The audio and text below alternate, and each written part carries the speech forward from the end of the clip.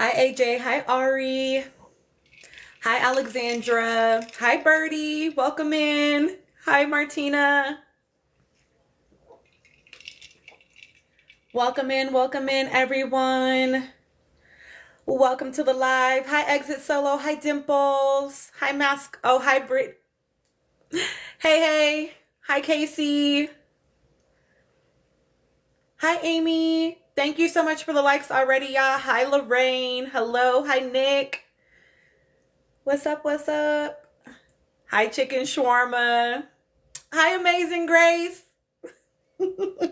Our DMs have me giggling. Hi, Ginger. Hi, Call Me 84. Yes, hi, Mosa. Oh, was it awesome? I know it was, Martina. Hi, Risa. It's so funny, Amazing Grace. Because I agree. We've been fed today. Hi, Siobhan. Hi, Melly. Hello, everyone. Welcome in. Hi, Tyree.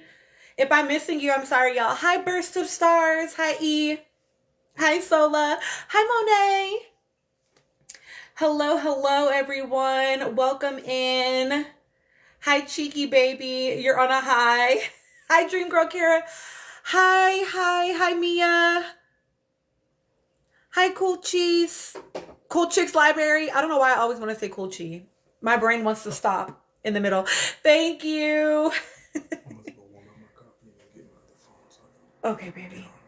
This is my thank you so much. I know this is me not I'm gonna expose myself. This is me not washing my hair when I needed to rewash again. And so I'm like, no, I'm just gonna comb it out and rock it until I feel like it.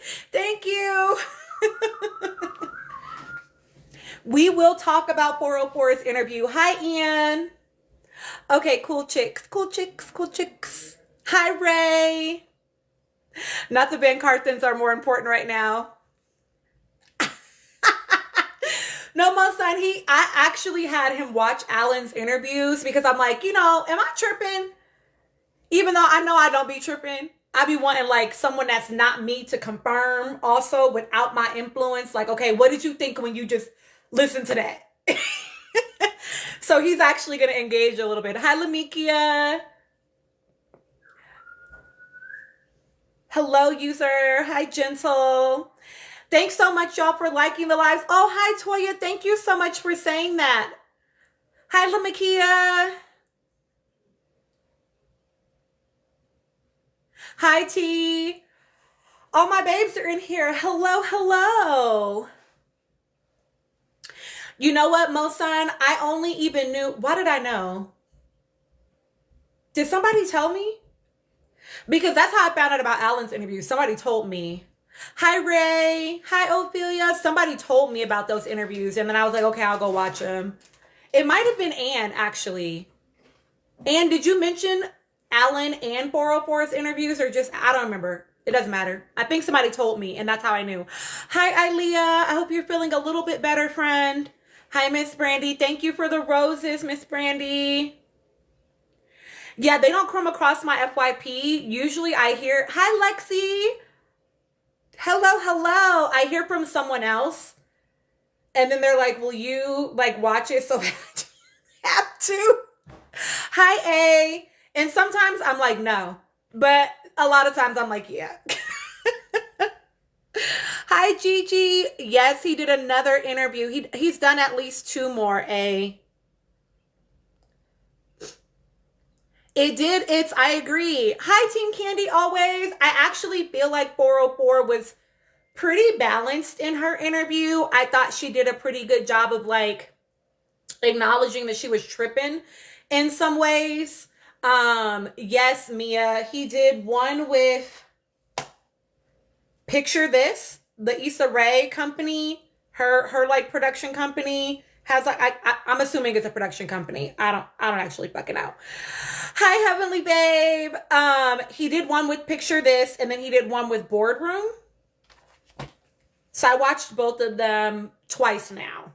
I watched once by myself, and then I watched with Chris. I agree, Exit Solo. I thought the questions that 404 got were actually really good. I think that's because they came from like the search bar, right? So it's like what the public actually wanted to know. Oh, you haven't missed anything, a whole snack. I've been on for like 5 minutes. So it actually came from like what the public wanted to know because they were like the most searched things about her that then she could answer.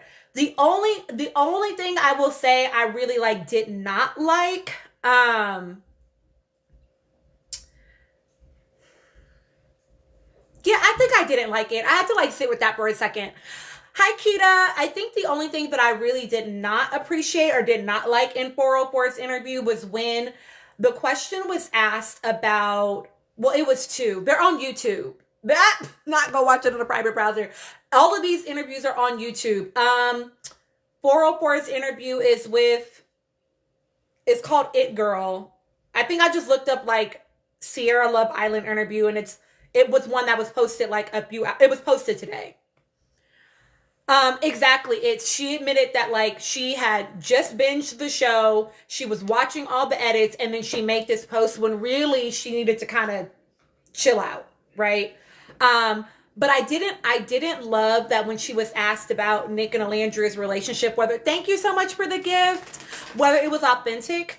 The only thing that I didn't like about that was that she said, I think it doesn't really matter what I think, but then she still drank a shot, which insinuated she didn't want to answer the question because we may not like her answer. I think she could have just said, it doesn't matter what I think, and that could have been the answer, and that would have been fine. Hi, Miriam. Okay, it is on Barstool. I thought so. I know that the segment is called It Girl. Hi, Reese. So that was the only thing that I was like, I don't like when people leave things open for interpretation. I'm just really big on like, say what the fuck you mean. How you know what I mean? Like, just say what you mean and mean what you say. And that's it. So that was the only part that I was like, she could have kept that, you know? But other than that, I felt like it really wasn't bad. I think it was actually a nice interview for people that like want to be fans of hers to be able to just get to hear about her. That's what I liked about her interview, is that it really stayed focused. Hi, bae, just on her. You know what I mean? I agree. She lived the experience. The edits were to feed our delusions. And I think that she should have just like left it at that. I do also want to give her credit, because y'all know I do nuance over here. I like to give her credit around the fact that when they were asked about, like, when the question was like about her, Alandria, and Shelly being mean girls, she was like, we weren't mean girls. Like, so to me, that was clear that like she chose to include Alandria in that statement. It did seem to me, and I will make a video because enough public people asked me to make it that are like my followers. So I'll make it public. I'm just going to say, if the public gets in the comments being ridiculous, I'm just going to make a sub only, but I will start it as public. You know what I mean? I will start it as public. Hi, Daya. Hi, Charlene. Hi, Kip. I will say so I appreciated that. How she included Alandria in that statement. Hi, Queen Kenny.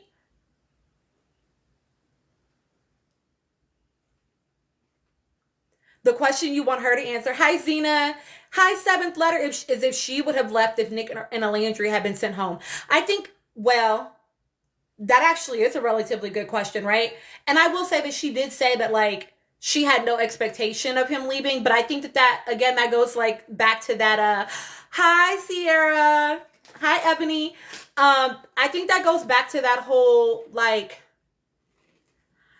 people call it PR train, but I think she is very intentional about, like, what she says, right? And so I think it's like, well, I didn't have the expectation, but she's like, it did cross my mind that, like, she didn't say, like, I wish she would have, but in so many words. Hi, Lady Aries. Hi. Thank you. Hi, Rachel. So I did think she did generally very well. That must be y'all. Nehemiah hasn't left yet? No. Okay. He probably got sleep. Thank you, Rachel. Thank you. So I will say, yeah. Hi, Hagatha. Hi, Ophelia. So yeah, I did say exactly. So that was the only, I will say this too. The only other thing I didn't necessarily love was when the Mykonos, was it the Mykonos post explicitly? I think it was. No, it was about his reunion answer. That's what it was. It was about his reunion answer. And it was while she had said initially, oh, I was processing, I realized I was speaking from a place of, we're talking about 404's interview. I was speaking from a place of hurt and all the things. Am I glitching for anybody else? Will y'all let it know so they can know if they need to go out and come back in?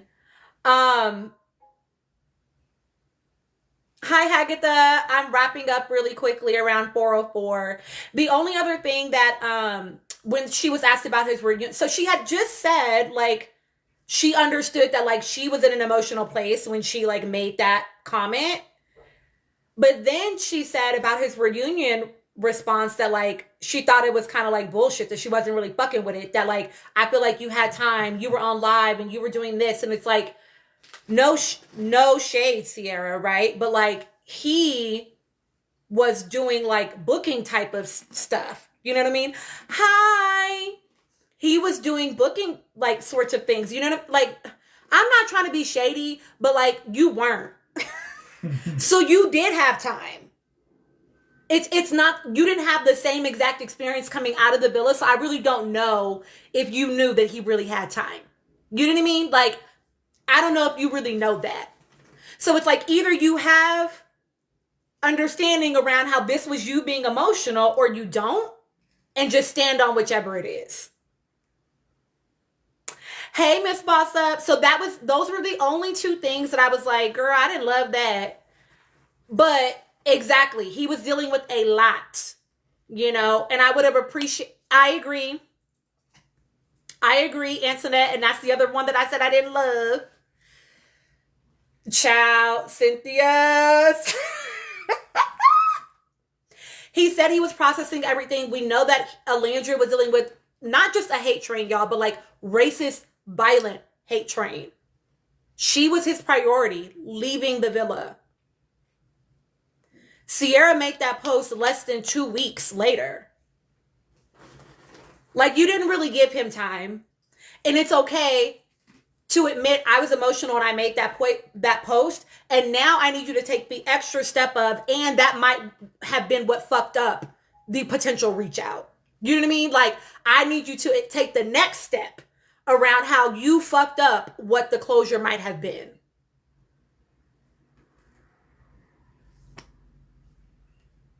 I'm glitching for you, Ebony. Y'all Wi-Fi is tripping because we good. No, if everybody is tripping, yeah, a lot of glitching? people are saying I'm glitching, so it can't just be them. It's back and forth, back and forth.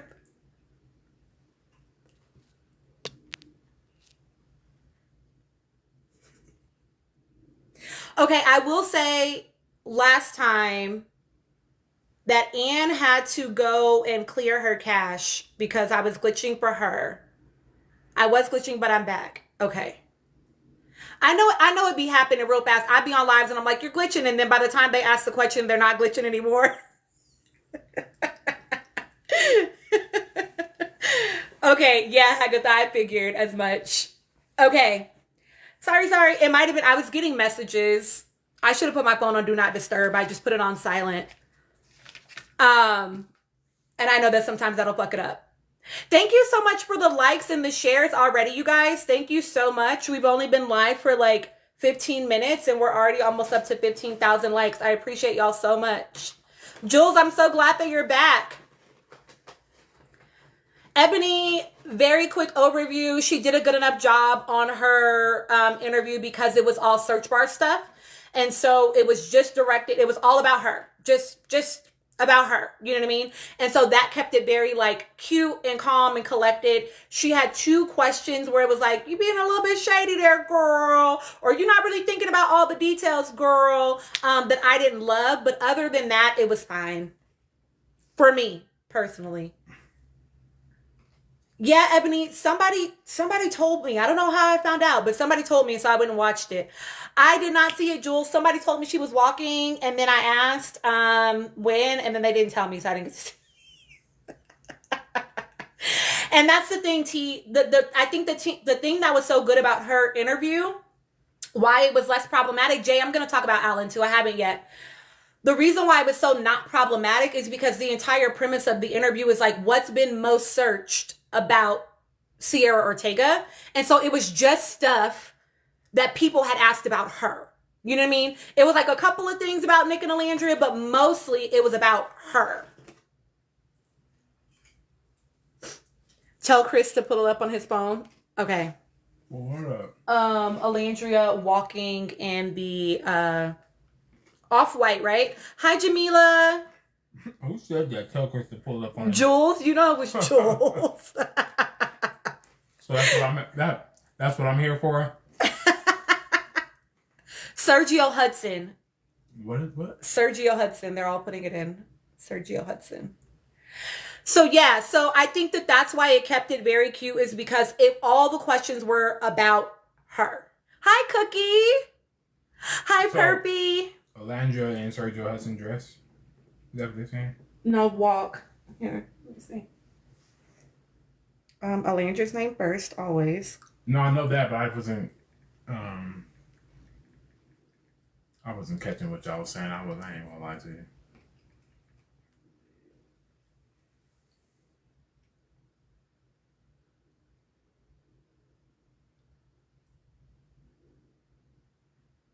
Oh my goodness, go back.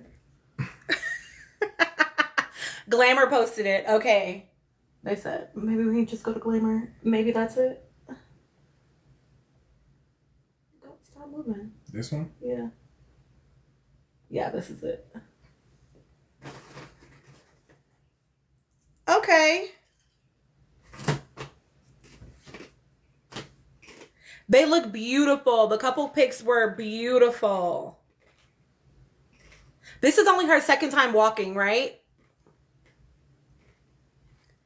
Hello, hello. Okay, yeah. It is good for a second walk. I think she will continue to grow in this area. I love it. I love this so much for her because she's literally manifesting the life that she wanted. Oh, yeah, definitely, Shay. Like, I love this for her so much. The closing walk was much better. I mean, I don't think it's bad. I just think that she's new. You know what? Like, I think that, I know for me at least, like, I was a former gifted and talented kid. And so I'd be like, if I didn't get it perfect the first time, then I just must be bad at it. So I try not to do that with other people. Like, you need to let yourself have a growth mindset. You feel me? Like, I love it for her. Just feel like that. Oop, I ain't a bit online. Be quiet. Golly. Damn. Oh, yeah. She's only going to get better. She's only going to get better. And yeah, the shoes man, they be setting the models up sometimes, y'all. They be said, we don't give a fuck, just figure it out. Nothing, Erica. No, he said I'm still like that. But I still be like, I didn't get it right the first time, so I must be terrible. No, I'm learning, y'all. I'm learning. That's why I be in therapy too. Yeah, like, again, she's only going to get better. And we just love that she's having these opportunities to keep trying. You know what I mean? Okay, do y'all want me to talk very quickly about this Allan interview? And then I am going to open up the panel. Why is it locked? Oh, it's locked until viewer wishes are done. I don't know why I didn't know that. Well, because TikTok is not always super forthcoming about things. He did 2 more interviews, Perpy. He did 2 more. So there's like, y'all can see it over on the side of viewer wishes. So I have started, so y'all know that I started having a little bit of a different structure on Fridays. So what I'm gonna do is I guess I just have to like set it up as a goal. I don't really know how that works. Um Erica, I will say that they weren't, I will say that he focused on himself. It was not damage control, Ebony. His response was, I've moved on from the villa. Hi, Alicia. So he didn't respond to anything he's already said. He only talked about himself, which as he should, right? That's what you're supposed to do in your interviews, is talk about yourself. He talked about himself. He talked about like what's coming up for him. He talked around like him and Shelly a little bit.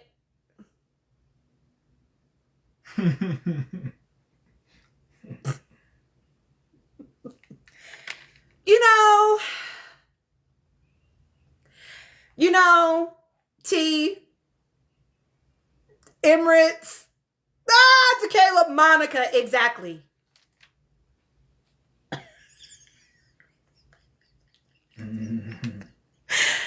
Ciao. Oh, he said that his favorite romance couple of all time is Monica and Quincy from Love and Basketball. Trash. And that just explained so much, right? That explains a lot. Struggle love warrior, exactly. Y'all. That's not even real. Let's start there. And I know I'm gonna make a video where I really get into like the meat of it, right? But like in his boardroom interview, in the section where they talk about him and Shelly,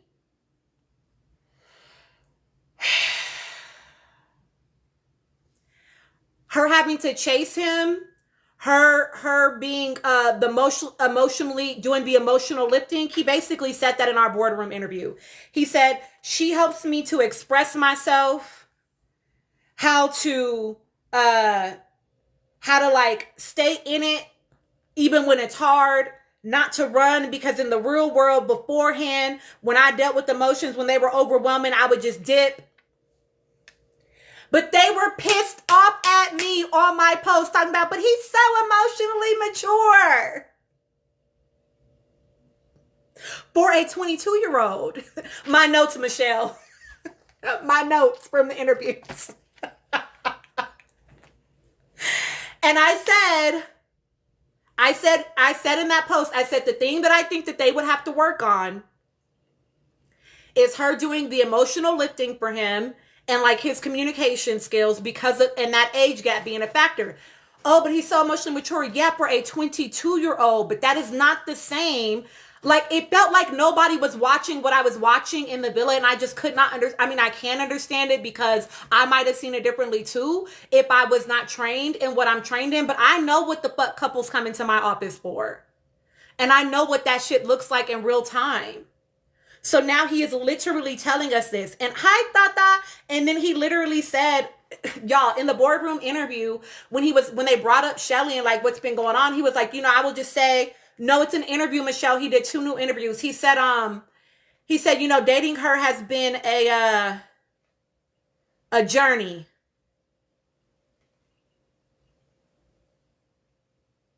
He paused just like that. Thank you, Nina. Thank you, Tata.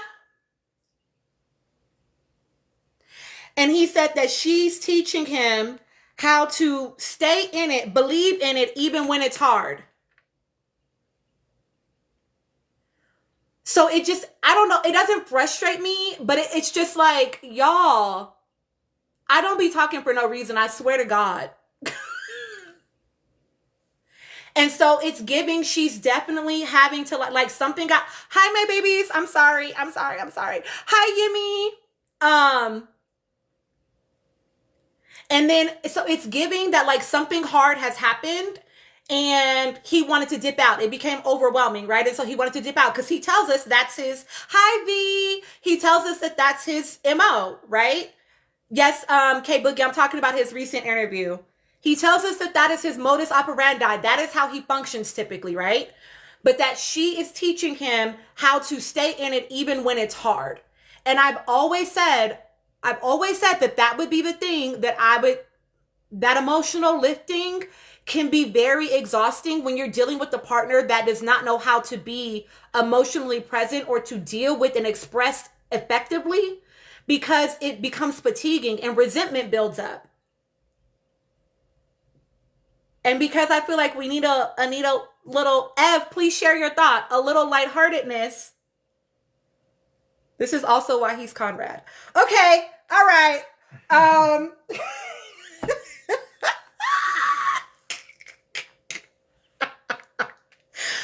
That's all I want for them. That's all I want for them is, well, I mean, I don't really care, honestly.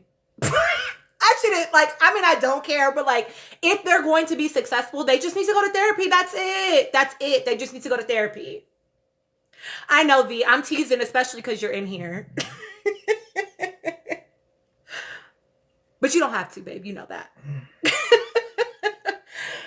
I mean, I just feel like if they would go to therapy, they could work through a lot of the stuff. I do think he needs to... I do think he needs to also just grow up, right? A lot of it is age. Jamila, thank you for extending.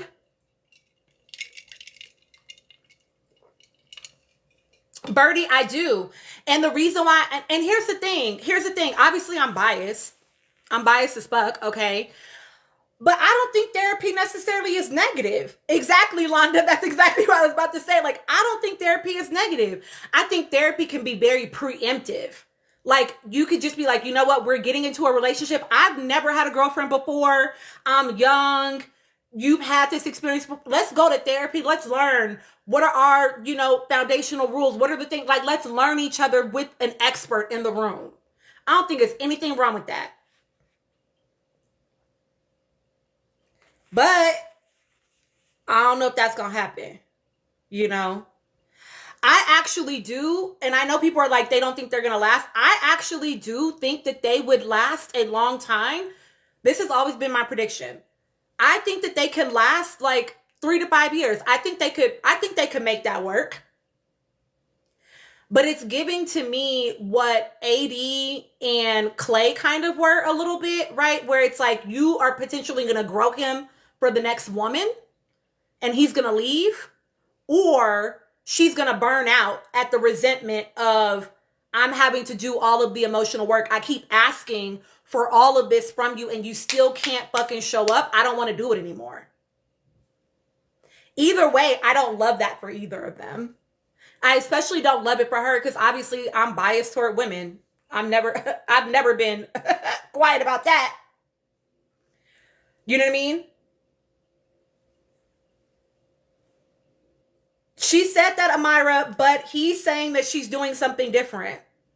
So whether she's doing it to save face or she's doing it because she thinks she's in love with him. She is saying that she's in love with this man. She didn't feel like that about Austin. I agree, T. I agree. So I just, y'all, I would hate for it to be 3 to 5 and it be like this. And I could easily see that. Because it takes time for people to burn out and to decide to actually leave. Thank you so much.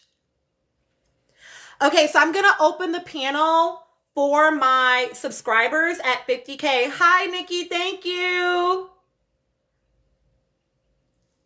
It takes time to burn out. It's a little bit more insidious, right? It's not like an in-your-face thing. You think you're just being a good partner. That's just showing up for your partner. I'm just doing what partners do.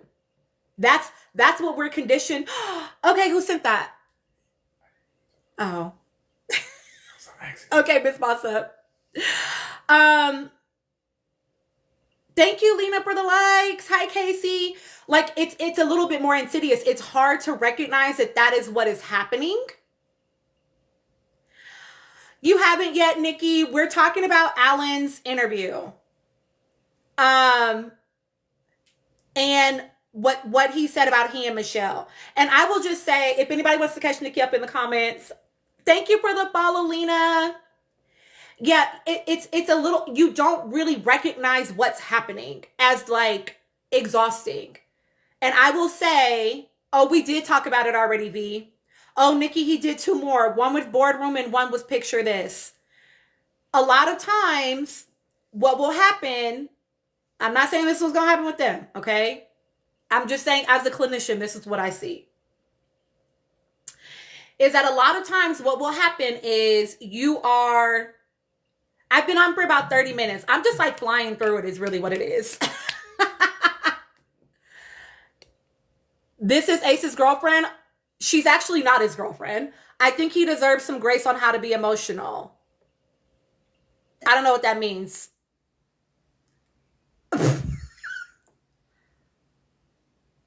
Do I think he expects her to do all of the emotional lifting because of her age? I don't think he even realized she is doing the emotional lifting. He don't. I think that he thinks, no, V. He doesn't. No, not at all. I think that he thinks that you're just doing what you do in a partnership. Mm-hmm. Not most children do deserve grace. Y'all are silly.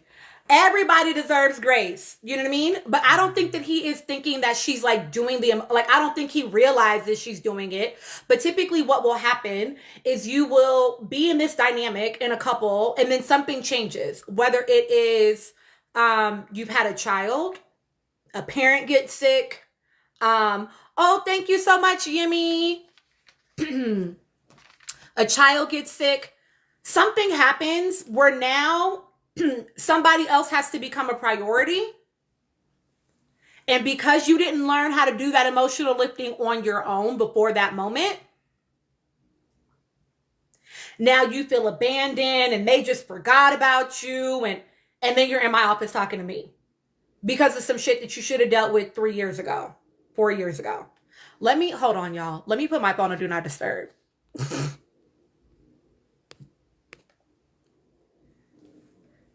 And so that takes time to build. You don't realize that it's happening until something in the dynamic changes, where then you realize they don't have the same amount of space to lift for me emotionally in the way that they have before. Rachel, right now I'm talking about Allan's interview. Casey, basically what he said was, he said a lot of things, but what I'm talking about right now was how she helps him to express his emotions, how it's been a journey dating her so far. And she's teaching him how to believe in it even when it's hard, because typically in the regular world, when things got overwhelming or emotionally difficult, he would just dip.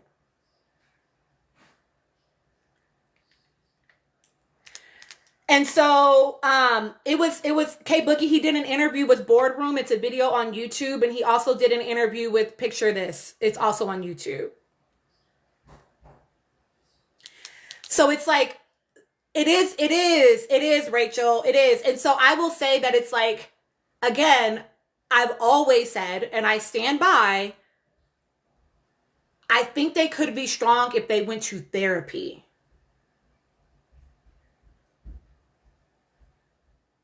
Hi, Paris. Child, Editola, he changed his mind. Sharnique, no, you know what he actually said too that I thought was pretty interesting? It does, Yummy. It sounds emotionally draining for Michelle. It sounds emotionally draining. And something else he said that was really interesting. I agree, Kay Rawlings. I've said that like 1,000 times. Or Kay Rawls, that he is 23. But people act like I'm crazy when I say that. But here's the thing, Ebony, is like, I feel like therapy doesn't have to be a result of something being wrong. It can be because we realize that we don't have certain things that we need in order to make the relationship work. And that's not necessarily because it won't work in this relationship, but I just don't have the skill, period. You know what I mean? Thank you so much, Lambie. And so it's about learning. Hi, Kiana. It's about learning the skill. Even if you don't stay in this relationship, you still need that skill. You still need to know how to, when shit gets emotionally hard, not to fucking abandon the relationship. You need to know how to do that. Casey, I think they have a foundation of attraction. and like You're abandoning that person. that could make them strong with some additional tools.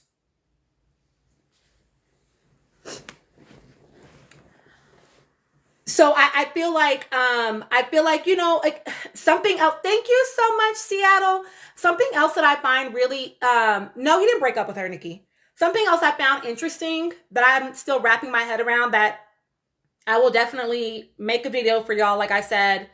But something else I found interesting is he talked about, okay, K-Boogie, he talked about like his dating being very out loud, but the way he said it almost seemed like Michelle didn't like that. I don't know how to explain it. Even though she said that she likes grand gestures, it almost sounded like he was having to learn how to adjust, because he said, she's taught me how to properly love. The way that I love is very out loud when it comes to her. And so to me, it was like, is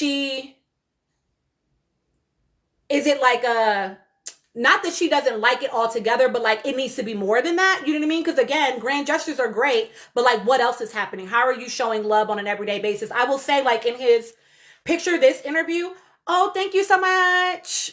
Ev sent that. Okay, so Ev, you can join the panel when I open it up, my friend. When he said it on the picture this podcast, they asked him whether or not he was still like making breakfast for Shelly, because they were talking about like him cooking, like knowing how to cook or whatever. And then he talked about her making him breakfast. He never said like whether or not he actually makes breakfast for her. So it makes me wonder if like the smaller ways are like also things. K Rawls, nobody's saying that he's not, babe. I think so too. But the question is, yes, he chose that as his favorite Black love story movie. Explicitly, K-Boogie. Explicitly. I don't know. Nobody asked that, but I will say that, like, what it looked like. I mean, I don't know if she has a place there. Yeah, he did. And here's the thing that's really interesting about choosing Love and Basketball, right? It's a horror film for real.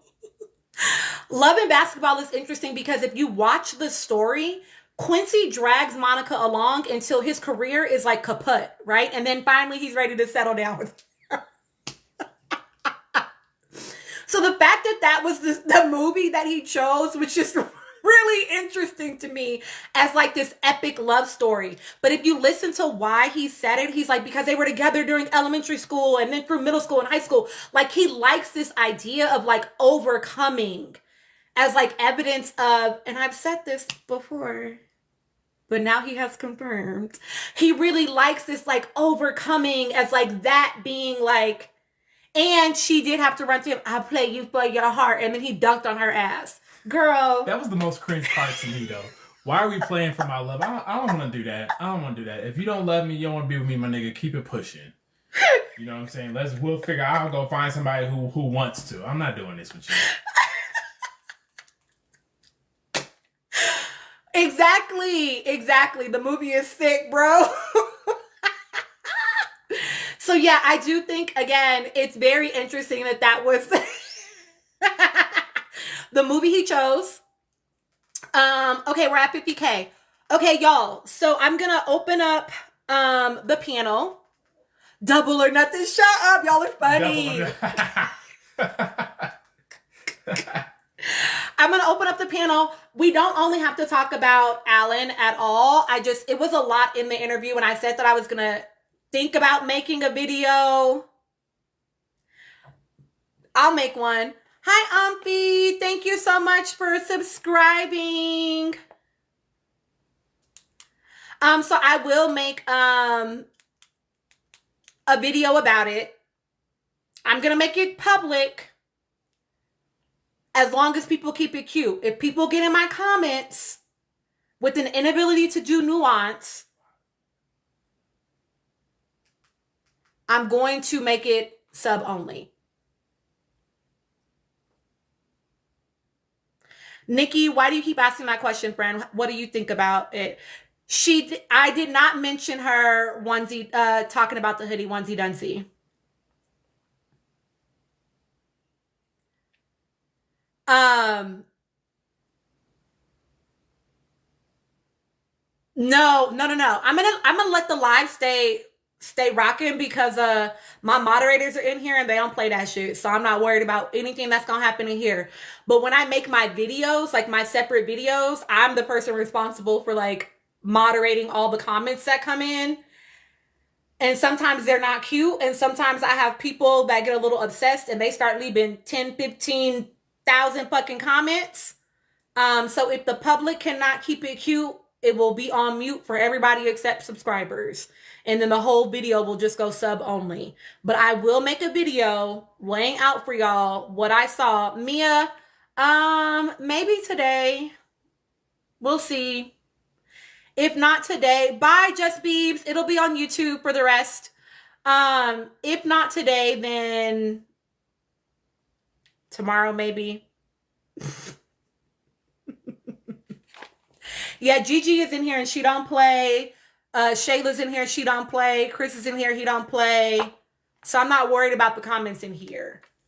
Some of them do, Ebony. That's the whole thing. Hi, Monty. Like, I have lots of people in my followers that like they don't subscribe or they can't subscribe. There's lots of reasons why, right? Lots of people are like, I just don't want to give my money to TikTok, and that's totally fair. I'm gonna have like some Patreon soon, right? Because I get it. That's the only good thing he did, Aubrey. I have never watched BoJack Horseman, but like, yeah, sometimes the general public, they be coming in there with, you know, my son is my king energy. Oh, that's so funny, Gigi. And then they just, you know, they be feeling like they need to protect him when I'm not even really saying nothing. I just be repeating what the fuck they said back. If it sounds crazy, then baby, that's because he sounded crazy. I mean, I don't know what you want me to do about that. What do you want me to do about it? And it's not even just the young people. A lot of them be older millennials and boomers in there defending him because struggle love is normed for them. And that's cool. But I'm not going to normalize that shit, especially not as a fucking marriage and family therapist. I'm not about to be in here letting y'all think that shit is normal. No. So, yeah, I'm not going to let y'all, I'm one of the aunties that's like, no. It's not, baby. It's not. I want more for you. Okay? You don't have to struggle in order to find the goodness at the end of the rainbow. You feel me? Exactly. We need to want more for our people. Exactly. What else? I'll say this last thing and then I'm going to get rid of viewer wishes. So y'all can see what the viewer wishes get y'all if you are not a subscriber. This is the way you join the panel tonight. This is the way you... K-Boogie, you're funny. This is the way you request particular topics that you want us to talk about. I did talk about 404, but panel's going to come up, so it might come up again. We also can talk about, I know I posted about Jocelyn's Cabaret. K-Rawls, that's okay, babe. Hey, we all start somewhere. Thank you for the follow, Judy. We all start somewhere. You feel me? I used to be the same. My daddy taught me some interesting lessons as a young girl, you know, with the way that he was with me in relationship to my stepmother. I learned I was second best very early on. So thank you, Miami. And so, you know, that was shit that I had to unlearn. But now that I know better, everybody should know better. We got to do better. You know what I mean? It's my job to give something else, you know, to give the lesson. Oh, Nikki, it's okay. He was doing what he thought he was supposed to do. Because his daddy wasn't shit in some ways. I'm not trying to hate on my papa. Loved him. And my dad watched his mother struggle because of how his papa was. My papa was. So he thought he was being a great husband to his wife. He didn't recognize the impact it was having on the kids. But he is a very accountable man. If it's one thing I'm going to do all the time, is tell my damn parents about themselves. And so my dad is very accountable and has definitely made some change behavior. Changed his behavior for sure. But, you know, You learn the lesson. And then you pass it. You feel me? You got to pass the lesson. People call it gossip, and I get that, but I've made a video about this before. People call it gossip, but gossip is what keeps people safe, y'all. There's this song by this artist that I love, and oh my God, I'm going to find it and post it for y'all. But she basically talks about like the wolves in sheep's clothing and how she didn't used to know how to spot the wolves. And then she learned how to spot the wolves and how she's grateful for other girls for whispering about the wolves. Gossip keeps us safe. So I don't give a fuck what nobody be talking about that. You know what I mean? It's information sharing. Okay, I'm going to open the panel. Let me end this. Hold on. Let me figure out how to end it. Oh, the last thing I was going to tell y'all. The last thing I was going to tell y'all about his interview on Picture This. So the question was, and I know some of y'all like this person I'm about to say, so you'll be okay though. The question was, who would be in your like epic dance movie? Okay. And his answer was Chris Brown, Columbus Short, and then he said he would have like, what's the one? Why do I keep forgetting the name? You Got Served. You Got Served and Step Up. That it would be like a hodgepodge of that. But Chris Brown and Columbus Short would be in the movie. And then when he was asked which like entertainer he wants to model his career after, he said Bow Wow. And I said, I know you fucking lying.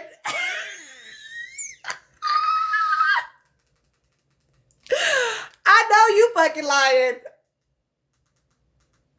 All the light-skinned abusers. Oh no. It is Stump the Yard, but that was like he could have just said like it would be a Stump the Yard, You Got Served, Step Up, hodgepodge. But he explicitly, you just did, Gigi. You just did, yes. But he explicitly said, like, I thought he would say Omarion. You know, he a little hotepery, but you know, we ain't heard about him punching on no woman. I'm just saying. I'm just saying, you know.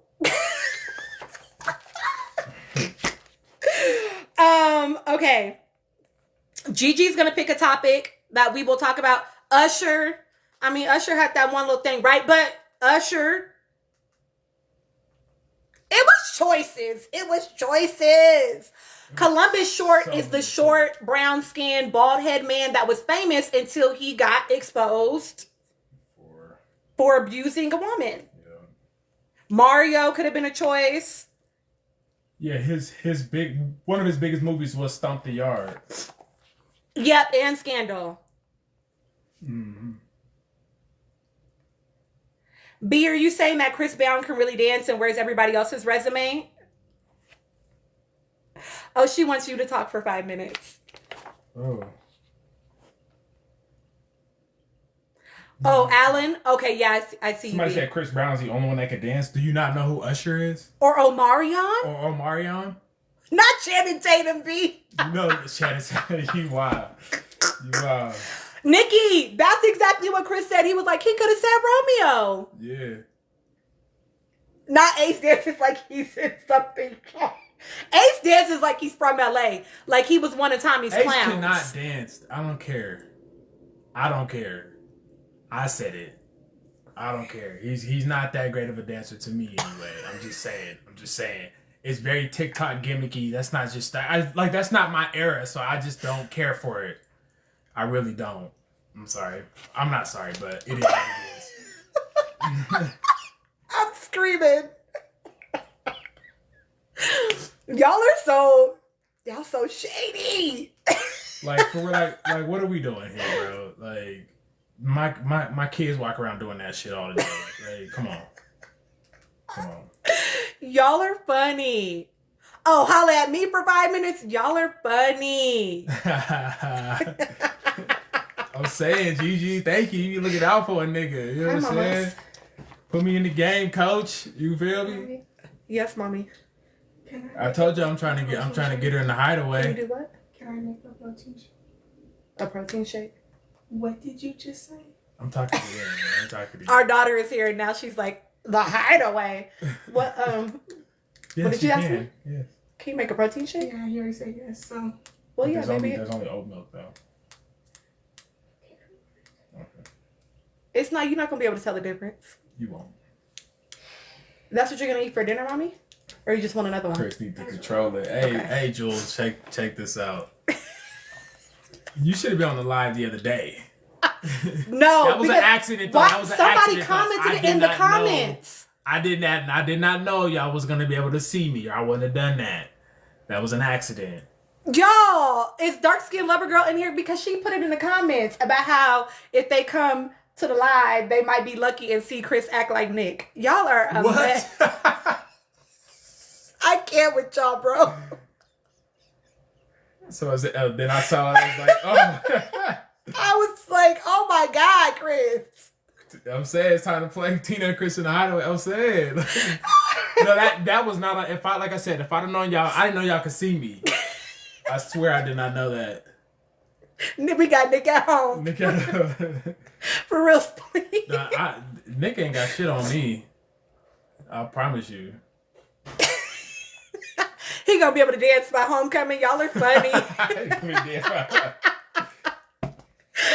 Oh my gosh. Okay, so we could talk about Allan.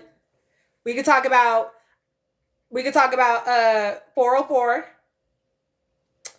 Not Nick at Night. We could talk about Jocelyn's Cabaret.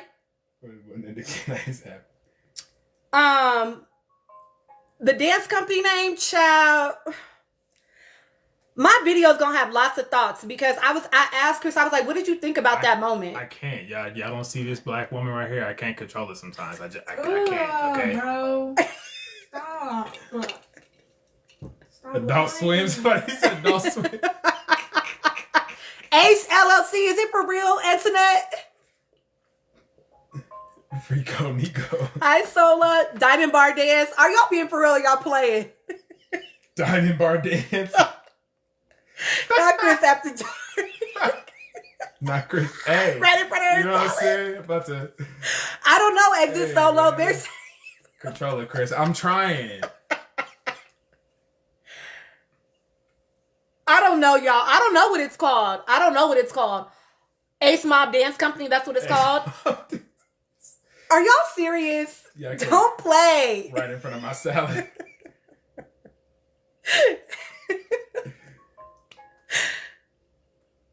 M. Ritz, it's giving he wants her to be Monica.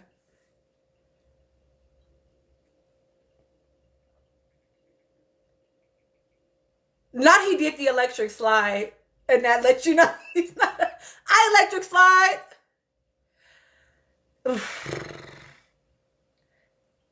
Not Internet, no.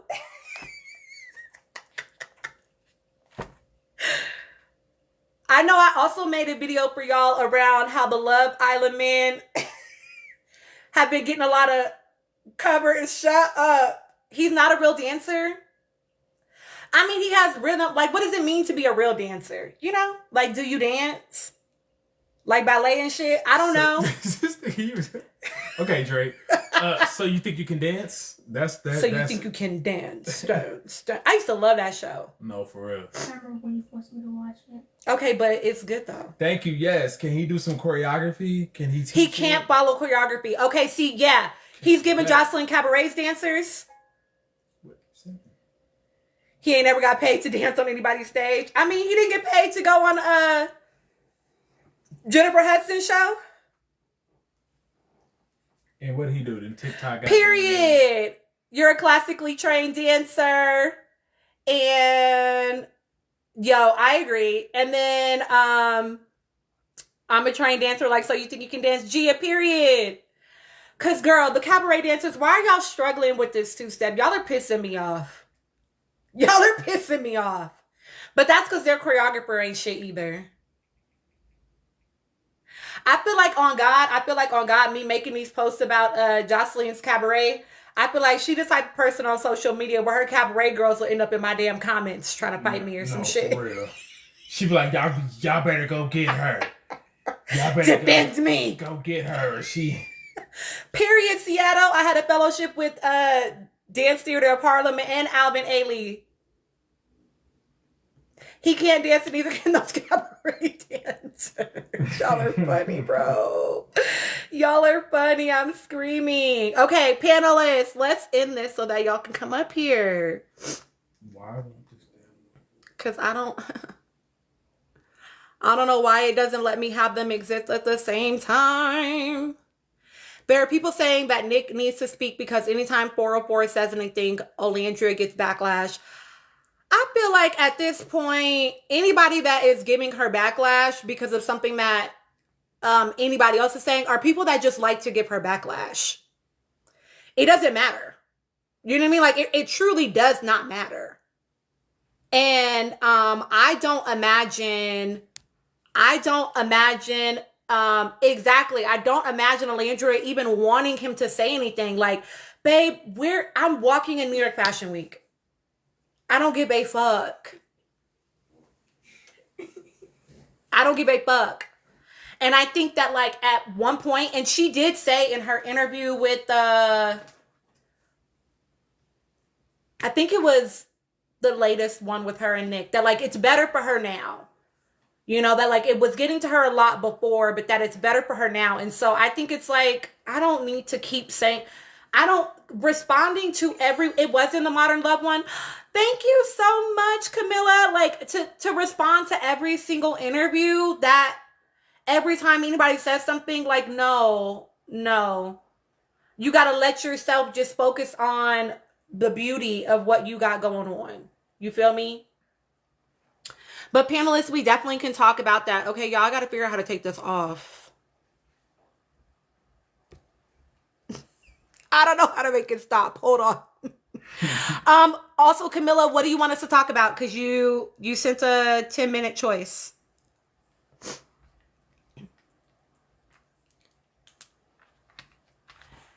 Exactly, Kiana. At this point, it's like, I'm trying to figure out how to turn it off, Jules. It keeps restarting itself. I don't know how to make it go away. Oh, okay, I figured it out. Okay, it's open. Okay, subscribers, you can come up. Evie, you sent a request. So, like, you sent a thing to be able to come up. So will you please request as well? And you can speak on any one topic that you like. Everybody that is not a subscriber always gets 3 minutes to chat. Though they are gone, if you still would like to come up, you can still do the viewer wishes to come up. Maybe I'll have Chris put it up and then pin it. Yeah, pay her the dust that honestly, Shink, the way that I let the panelists do it is like, I've been yapping about a lot of things. You can come up and address any of the things I've talked about or something completely different. I'm okay with that. Everybody gets a timer. Subscribers always get 5 minutes. Everybody else will get 3 minutes. If you send 2 of the things for viewer wishes, you do get 6 minutes. But Camilla, you sent a 10-minute request. Please tell me what you would like us to talk about for 10 minutes. All right. As they should. They should protect their mental health. Give me a second to bring everybody up. Hi, Evie. Hello. Hello. Okay, I'm going to bring everybody up and then we'll get started. Guess who? It's me. Let me stop. You're so funny. And y'all, I will rotate out if you like, just hang out in the queue, okay? Okay. So Camilla is offering her 10 minutes to someone else. So whoever wants to claim it, just say me. Whoever says me first is who's going to get it. And then you can tell me the topic that you want us to talk about for 10 minutes. Whoever says me first.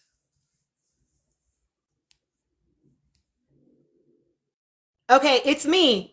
Me, I guess. Oh. Hi, Gigi. It's me. Will you please tell us what you want us to talk about for 10 minutes?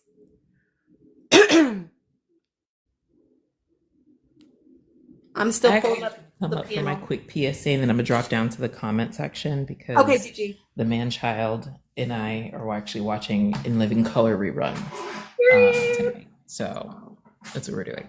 But I just want to get on here and just for the record, I did time it, and I only got 1 minute and 37 seconds. Oh my God. So You were serious, the rest of my Gigi? time to my topic will be added to the end It for was my how boy long? to be able to holler. I'm just saying. It was how long? You need 3.5 more minutes. 3.5 minutes. So he should get 3.5 more minutes of a holler screen time. I'm just saying. Thank you for looking out for me. Or he can bank that for another time. I'm just saying. Okay, but while I'm on topic, we are 10K away from 100K, guys. Tap the screen. Blockarella is here, so keep it cute or keep it mute. I do have my earbud in so I can see y'all. My eye is on you. Don't play with me. We don't play about Tina around here, okay? So make sure you're tapping the screen. Make sure you're sending gifts to Tina, sending gifts to Lives. Let's not forget that we do have 2 subscription tiers. We have the Yappers and we have the Think Tank. You can either click on Tina's profile, or if you look to the left of the little bar where you can type in your comments, it does allow you to subscribe. Think Tank just does come with not just subscriber videos, but also comes with a Discord and a book club. Book club is starting soon, so please make sure that you subscribe. If you can't do that, Chris did make it so that all of our videos are on YouTube. You can welcome to the Teenaverse as many times as you want to and revisit all the videos on YouTube. That is also link in bio. So make sure you are tapping the screen, you are keeping it cute or keeping it mute, because me and Chris and Shayla and the rest of the mods, we don't play around here. So that being said, enjoy the panel. I will be watching like a hawk and add my 3.5 minutes at the end. Let my boy get his 3.5 minutes in. Y'all are so funny, bro. Thank you, Gigi. Yes, to Gigi's point, I will make one more little extra piece that book club is starting on Wednesday. So the first reading is already in the Discord channel. If you're in Think Tank and you haven't joined the Discord channel, and I can see when you join, I'm probably just going to inbox you the link directly to the Discord, so that you can go do the reading for our Wednesday book club. It's just an article. I shouldn't say just, but it is an article. It's like a shorter thing. And then we're starting on a romance novel next. The author of that romance novel is actually going to join us as we get further into the reading of that romance novel. So as we've been pulling it apart, okay, Gigi, as we've been pulling it apart, as we've been talking about the characters, she will then join us to also give us some insight from the author's perspective around the characters, around the novel. And if you purchase that novel, if you purchase the book, I will let you have access to the book club for the duration of that text, even without subscribing. So more details will be put out via videos. If you have questions, drop them in the comments. I'm going to bring up Nikki. I also want to mention Gigi forgot about, Nikki didn't request, just kidding. Gigi forgot about the Google form, but Google form is in the link as well on my page. On Sundays, I dedicate all of my time, I will dedicate time to answering your actual questions. Good question about the book title. I will actually answer all of the questions on the form, even if I've missed them in a live or you put them on a video and I didn't respond. Put it into the Google form because I will definitely answer them then. It also can be about anything, pop culture, celebrities, marriage, family, kids, whatever. It doesn't matter. If it's something I've never watched or that you've never seen me talk about, just tell me what it is and where I need to go see it and I will talk about it. But you do have to put it in the form. I feel like that's it. The book that we are reading after this article is called Centerpiece. Oh my God, I got to remove this background. Hold on. It's called Centerpiece. I'm going to have Chris drop the actual title and author name in here as well for y'all. But it's called Centerpiece. It's by Maya Angelou. You can find it on Amazon, Goodreads. It's at Barnes and Nobles. It's Where else is it at? I know it's on Amazon, Goodreads, and I know it's at Barnes and Nobles. I will be sharing some stuff from the actual author as well. And it is it's like $8 if you want to do like the Kindle version of it. And I think it's like $17 if you buy the hard copy. Okay, enough about that. Tina, real quick, what's the author again so I can write that down? Chris is gonna drop it in the comments, but her name is Maya Angel. He just dropped it. Okay, thank you. You're welcome. You're welcome. Okay, my friends, we'll start from the bottom, and then we will go up. And it's gonna black me out for a second because I'm gonna put my background on. But let's start from the bottom up. Evie, please share your thoughts with us, and you can talk about any one of the topics you want. I've been dying to talk about Allan's two-step family reunion two-step dances. They are not real dancing.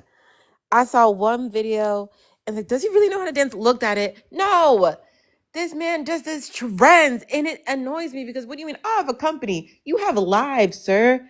What do you mean company? But anyway, when you mentioned how he said in the interview how he has to learn the performances or the gifts that he gives to Shelly, it's like big and everything. It made me remember how like there was a clip of him being late to Shelly's birthday party, and he thought it would absolve his tardiness, even though she was upset. Oh, but I brought you flowers, and that should be fine. It should. I was late for a good reason, but you knew when to be here. You knew I need your support. This is big, but you didn't fulfill what hello what we're partners.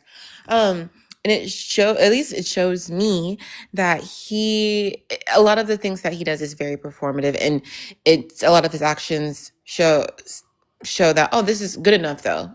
Forget my shortcomings. What I'm doing now, or what I'm presenting or performing, is good enough. It's fine. It's like a band-aid over the fundamental issues that we're currently having.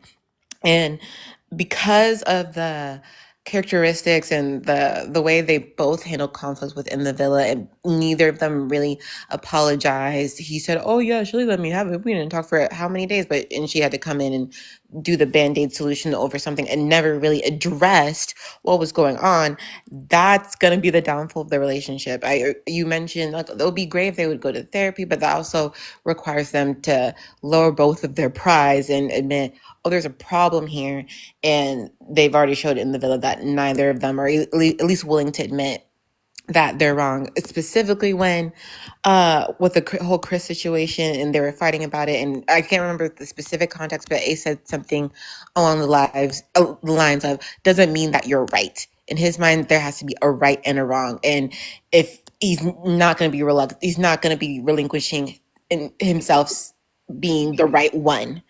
And he just, with that, in reflecting on Shelly, unfortunately, I do see the mean girl allegations. She has a lot of behaviors in that. Even with the whole clip from the reunion with Shelly and Huda talking, yeah, Huda was crazy for that, 100%. Also, Shelly, you're 27.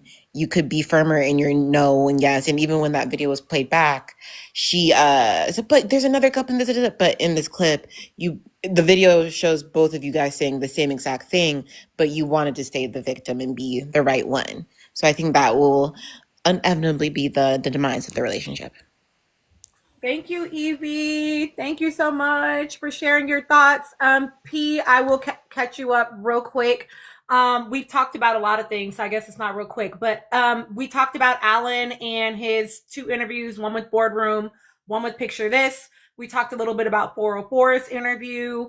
And then Chris made the allegation that Allan is not a real dancer, that he is only a TikTok dancer. And here we are. Okay, Anne, will you please give us your thoughts? Before I begin, when did Chris, who never he's feeling, say this? Just a little bit ago. Because sir, I thought you could have been balling overseas. Not you, Chris. Chris from Long Island. Oh, he's looking at the people. Yeah, of course, not your Chris. Anyway, listen. Okay, let me be clear. Mr. Chris Seeley, Mr. 6'8", Mr. Should have had an overseas feeling, who has now been on Love Island and now coming up on Love Island Games coming out on Tuesday. Catch it on Peacock. I'm so used to doing reviews. Anyway, listen. I think 404 kept it cute.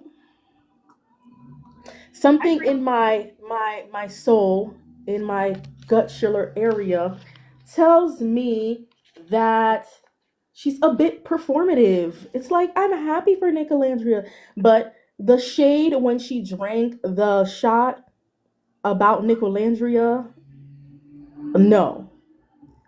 What do you think about their relationship? Essentially, something along those lines of the question, and her like basically taking a drink. Bitch, please. I'm Mexican and Puerto Rican, and my mother is fully Mexican. My father's Puerto Rican. I'm Mexarican. A little mix of two. But let's clap for my sis. I tried to told y'all, but nobody cared. She dissolved her lip fillers. They were migrating in Love Island. And another plug for you guys. I was watching Botch Presents Plastic Surgery Rewind. So I got into all that stuff about people who come on the show to rewind their plastic surgery. Some people get fillers removed and all of that. So congratulations to the good sis. She never needed it. She looks beautiful without it. I am an advocate for natural beauty. I've never had any work done, at least not cosmetic. I did have a C-section, but I had to save my son. So mind your business. Yeah. What else is going on? Allan, sir. Columbus Short. Mind you, also shout out to what's that? I love the movie he does with Erica Peoples. You guys know what I'm talking about. Oh, True to the Game 1, 2, and 3. Oh my God, me and my toxic ex used to love that. We went to see the third one together. I love the movies. Anyways, I'm losing my track. You want a Columbus Short who's been accused of Columbus Short is an actor. Allegedly, he was accused of abusing a YT girlfriend. Correct me if I'm wrong, Tina. I think you know about that. And then the Chris Brown himself, who was literally on video, having an issue with his ex, the one and only what you call it? Isn't she from the Bahamas? Anyway, she's a baddie, Rihanna, businesswoman and all that. And those are your that's Columbus Short. Thank you, Tina. Those are your role models. Ace, I'm worried for you. Oh, she's from Barbados. Yes, Bahamian. I don't know how to say it. Anyway, she's a baddie from Barbados, my Caribbean sister. Anyway, why are those your role models? Shelly, I'm finna tell you, as your Haitian sister, run. That's not finna work. Parce que, sorry, I've been watching a lot of Love is Blind France. Anyway, y'all need to check it out. I watch with the English subtitles. It's one of my first languages, so I understand pretty well. It is dramatique. There's some girl on there named Sarah. She's such a mean girl. She was talking ish about her other competition with the other guy, talking about she was in the rooms talking about schmecks, and the other guy's like, I don't like a woman who's sexually explicit. Ill, misogyny. Anyway, she lost the guy for being a mean girl. Y'all need to watch it. Tina, I'm gonna send you a list of shows. Ridiculousness. Anyway, also UK, whoa, the drama. But the most important thing that happened in France, some guy got kicked off for hooking up with a girl at a hotel while in the Love is Blind experience. Get it together. Anyway, the Francais do not play. He got kicked off the show. Too sweet. It was hilarious. Anyway, yeah, I've had enough of Allan. I think 404 was shady for drinking. It's like almost an admission of guilt. So you don't think their relationship is real in your eyes, or you don't want it to be real because you're in denial because you did not get the guy. Nay, you didn't get the popularity that they have. It's about their, in Tina's words, social capital. Sorry for you. Yeah, Love is Blind France is wild, Gina. Check it out. Reviews will be dropping tonight. Toodles. Okay, yeah, y'all, Columbus Short is actually short in real life. To that question, yes, he is. I do believe there is a conviction, so it's not allegations. You are right. Um, and Shink, we all know, child. I guess he realized he needs to clean some stuff up. Clearly, his mother is sitting in the room with him in the picture. Nope, in the boardroom conversation. So I do think that he not K Boogie. Bruh. K Alright. Boogie. Alright, we're not about to. She is sitting in the room with him, so I do think that he does have some people trying to like pull his coattails. Not short men are worse because they're closer to hell, probably. Please, please. Why? K Boogie, I'm only 5 feet tall. And I'm gonna let P go next because P is on their break. But P, what he said was, if he could cast his perfect cast for a dance movie, it would be Chris Brown and Columbus Short, and that Bow Wow was who he wanted to model his career after. So he chose 3 light-skinned abusive men. There you go. That's the ketchup. Okay, P, please share your thoughts. All I gotta say, nasty work. That's crazy. I mean, red flags if any. This is like all I can think about is like with Alandria. Let me just tie this to Alandria, man. Like God seems to be doing something crazy with her because things just seem to work out in her favor, even though it seems devastating in the moment. You know what I mean? Thank God, Liverpool went on Speedy's pathetic little Speedy's, podcast, and basically blew up the spot because I feel like Ola doesn't need that energy in her life. Definitely not, especially not somebody who's like clearly jealous and hasn't worked through things. I think it's crazy. Me and Labubu are basically the same age. He just turned 23. I'm 22. I turned 22 this year. Him still saying, yeah, I would love to be in a movie, dance movie with like Chris Brown is insane. Is insane. A formative memory for folks our age is literally the situation. You know what I mean? We were like 6, 7, 8. I remember the photos, I remember everything. He's saying, yeah, that's someone I want to emulate my life. He's never beating the red pill allegations, unfortunately.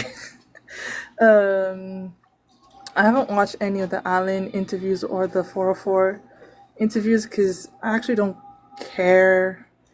I heard a rundown from my friend Danielle, and I do agree from what I heard that she did keep it cute, but I still think she's pushing it. Like, I don't know why she can't admit defeat, because she made this award when it didn't have to be. I mean, it was really circumstantial, mostly your fault. Like, Ola, she keeps trying to push herself as like the scorned woman, the abandoned woman. You know what I mean?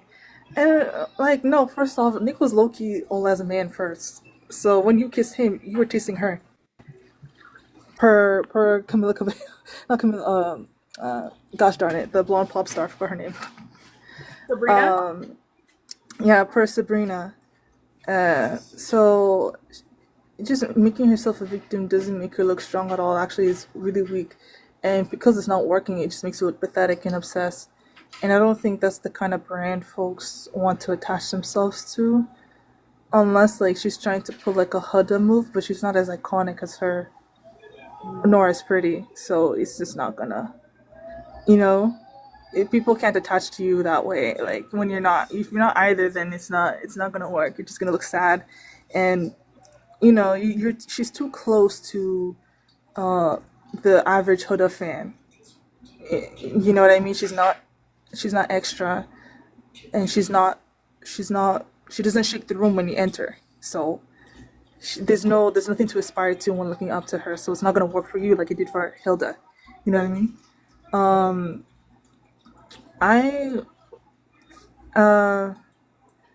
You've seen their looks, right? For New York Fashion Week. Mm-hmm. Ola looks stunning. Doesn't even capture what I want to say. She looks bombastically beautiful. Like her face, it's like, to me, it stops time. She looks so good. Nick, he matches. That's all I'm gonna say. Oh, don't be Thank shady. I love him, by the way. Love him down. Love him. But I think the glasses and like the no shirt is just like throwing me off. I'm like, one or the other, please. I love it. You're funny. Okay, K Boogie, I will just invite you up, okay? When P drops to go back to work, and then hold on, somebody asked something in here. Shit. Oh, Shink. Yeah, that's what he said, was that Bow Wow was a legend. Who said Bow Wow was a legend? A legend at what? That's what Allan said. That Bow Wow is a legend. Allan said that. Oh, okay. Yeah. I'm like, don't piss me off in here tonight. He said he said that he said Eve. He said that Bow Wow was a legend. Confused. Look at her picture. It's Candy. Who said that? I love that. Hold on, excuse I me. love that scene. Bow Wow He is said that he's a legendary. legend, and he likes him because he's the basketball. Since when? I don't know. Are you saying Bow Wow is a legend? You're saying he is? Put some respect on Bow Wow. When did we decide he was legendary? Here's I just the want to know. Did I miss that meeting? Here's the thing. We all did, apparently.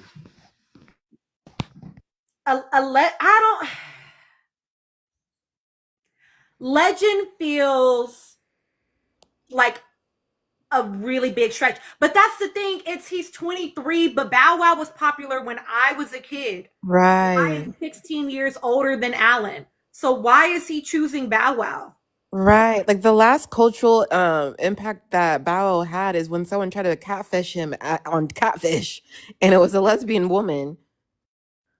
That's the last relevancy he had. We're saying that Bow Wow was popping, and that was He 20 was popping years ago. 20 years ago. He's the same man that was lying about being on a jet. I want us to be honest. Hold on. Bow Wow was on Catfish? Coming from me, for someone who did music, I need to Bow Wow pull didn't up write the his own archives. music. So in my eyes, he cannot be a rap legend. He didn't write his own music. So I don't care what he did. How many Wasn't he on Love and Hip Hop? Maybe. No. he's not. No, Gia makes a good point. He was in Growing Up Hip Hop. I think it started in LA, and he was in the Atlanta version on WeTV. Didn't he date Erica Mena or one of them? He did. He dated Okay. Erica Mena, who alleged They were engaged is at one one of the point. that alleged abuse. Mm.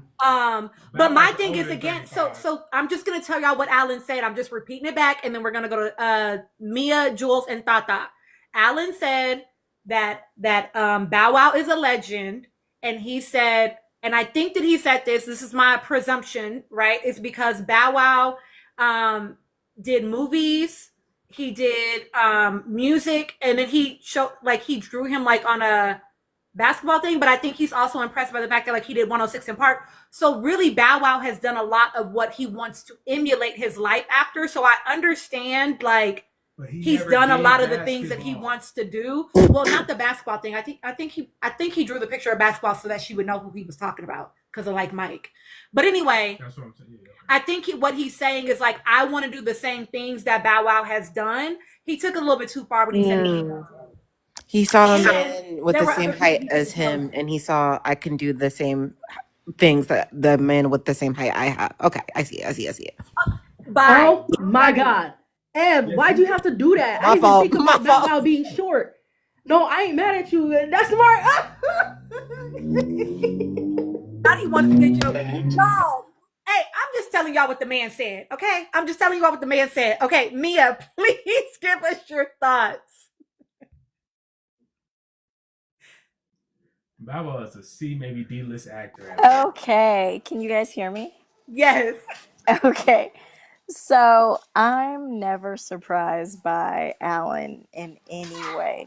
I'm actually doing a quick rewatch of season 7, and well, let me just preface this by in my career, I am someone who, well, I'm an investigator, I'm a forensic scientist, I'm someone who am observer of people with their nonverbal and their verbal and behavior communication and all of the things in general anyway, right? So I love watching reality TV to just get my mind off of the ick of the job and career, right? So, but I also bring what I do into watching these shows, which I love that part of that too. Sorry if you can hear my son in the background. I apologize. Why? He's watching Moana right now. But so I love watching these shows with my cool kind of analytical lens, right? And so when I'm watching shows like this, especially that I love, I like that I have this kind of interesting analytical thing that I bring to it too. And I love that you have your LMFT lens that you bring to it, Tina, as well, because then I can see your perspective and stuff like that, right? And not to mention, Allan, for me, in my opinion, homeboy's not a dancer.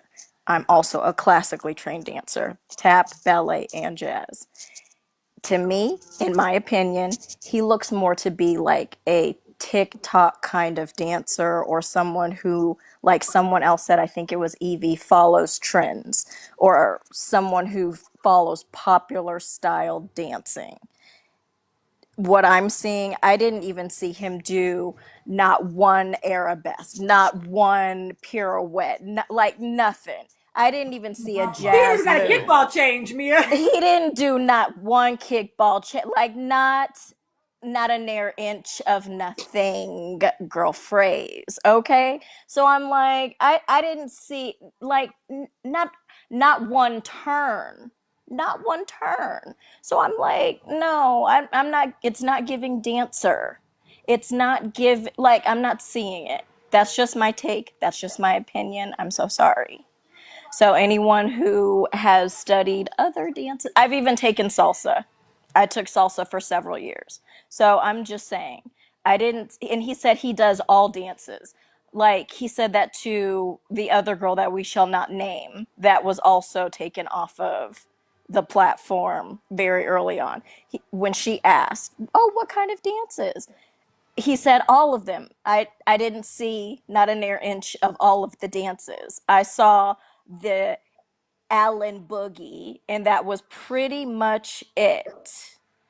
Anyways, he gives me very performative in a lot of his life. Like when he says he's from Watts, or he may have lived in Long Beach. No, boo, you are from Diamond Bar. We saw your yearbook photo when you were in basketball, Diamond Bar High School. We didn't see any of your Watts photos. I mean, come through. If I really wanted to put my investigative digging into it and really look you up, if I wanted to take the time, are you really from Watts in Long Beach, Broseph? Like, for real, for real. Like, it's all performative. Even just the artwork that he has on his body, all of the tattoos on his body. If you look closely at all of the certain kinds of tattoos, they are giving performative. The types, when you look close enough, even the artwork is performative. You really have to pay attention and really look with an analytical perspective at the things that he does. When you look at Michelle closely, when you look at the way that they look at each other throughout their nonverbal communication throughout that villa, you can see that there were a lot of nonverbal. Oh, my time is up. I'm so sorry. You're okay. You're okay. We'll come back to you. I'm You were sorry. the piano. I No, don't be sorry. apologize. I'll Don't be. take myself off. No, you don't have to apologize to me at all. I appreciate you. Hang out. We'll come back to you. Jules, give us your thoughts. I agree. Oh, I will say this, y'all, because I've said this before. I'm only going to take him at his word as far as like what he said.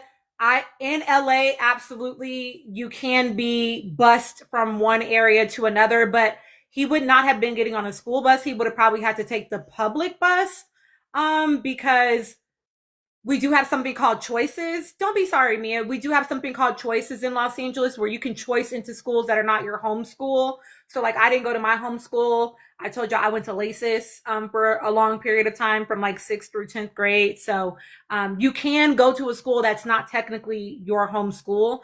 So, I don't know. I don't know. It's possible that he went to Diamond Bar and lived somewhere else. I will just say that. Okay, Jules, please give us your thoughts.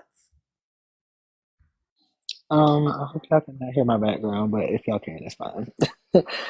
What do I want to say?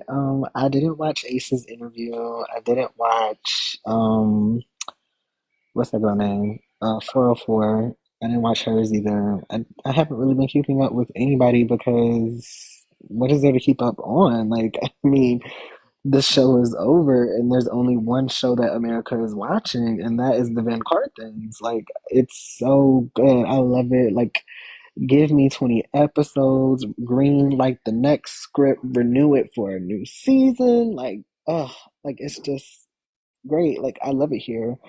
Um, my notes for Ace. I mean, at this point, Cordell is a better dancer than Ace is to me. Um, like there's more rhythm, it's actually in his soul and his grooves. We love Cordell. As for Shelly, you know, nods, you know, she looked cute today at her True Religion pop-up shop. Um, and beautiful gowns. There's always that. Alandria, my baby. She has made me so proud beyond measure. The inside tea and scoops I've been getting from people behind the scenes, like I'm just so happy. Like this is exactly what I asked for and more. The surgery at Hudson was a gag. I was not expecting that. Like, wow, wow, wow, wow. Tens across the board. No notes, no notes. Like, I mean, you see where she's at and you see where they're at. I don't think that Nick should say anything to Sierra. I mean, sorry, 404. I agree. Where'd you go, Jules? You muted. Sorry, can you go back to me? My sister just came in here. No worries. Go ahead. Okay. All right, thought friend, give us your thoughts. Oh shit, hold on. Give us your thoughts, friend. Sierra's Etsy a Bajuju got the best of me today. And that's the reason why I messaged her. I was just like, what took you so long? Because had you came up earlier, you would have got me together.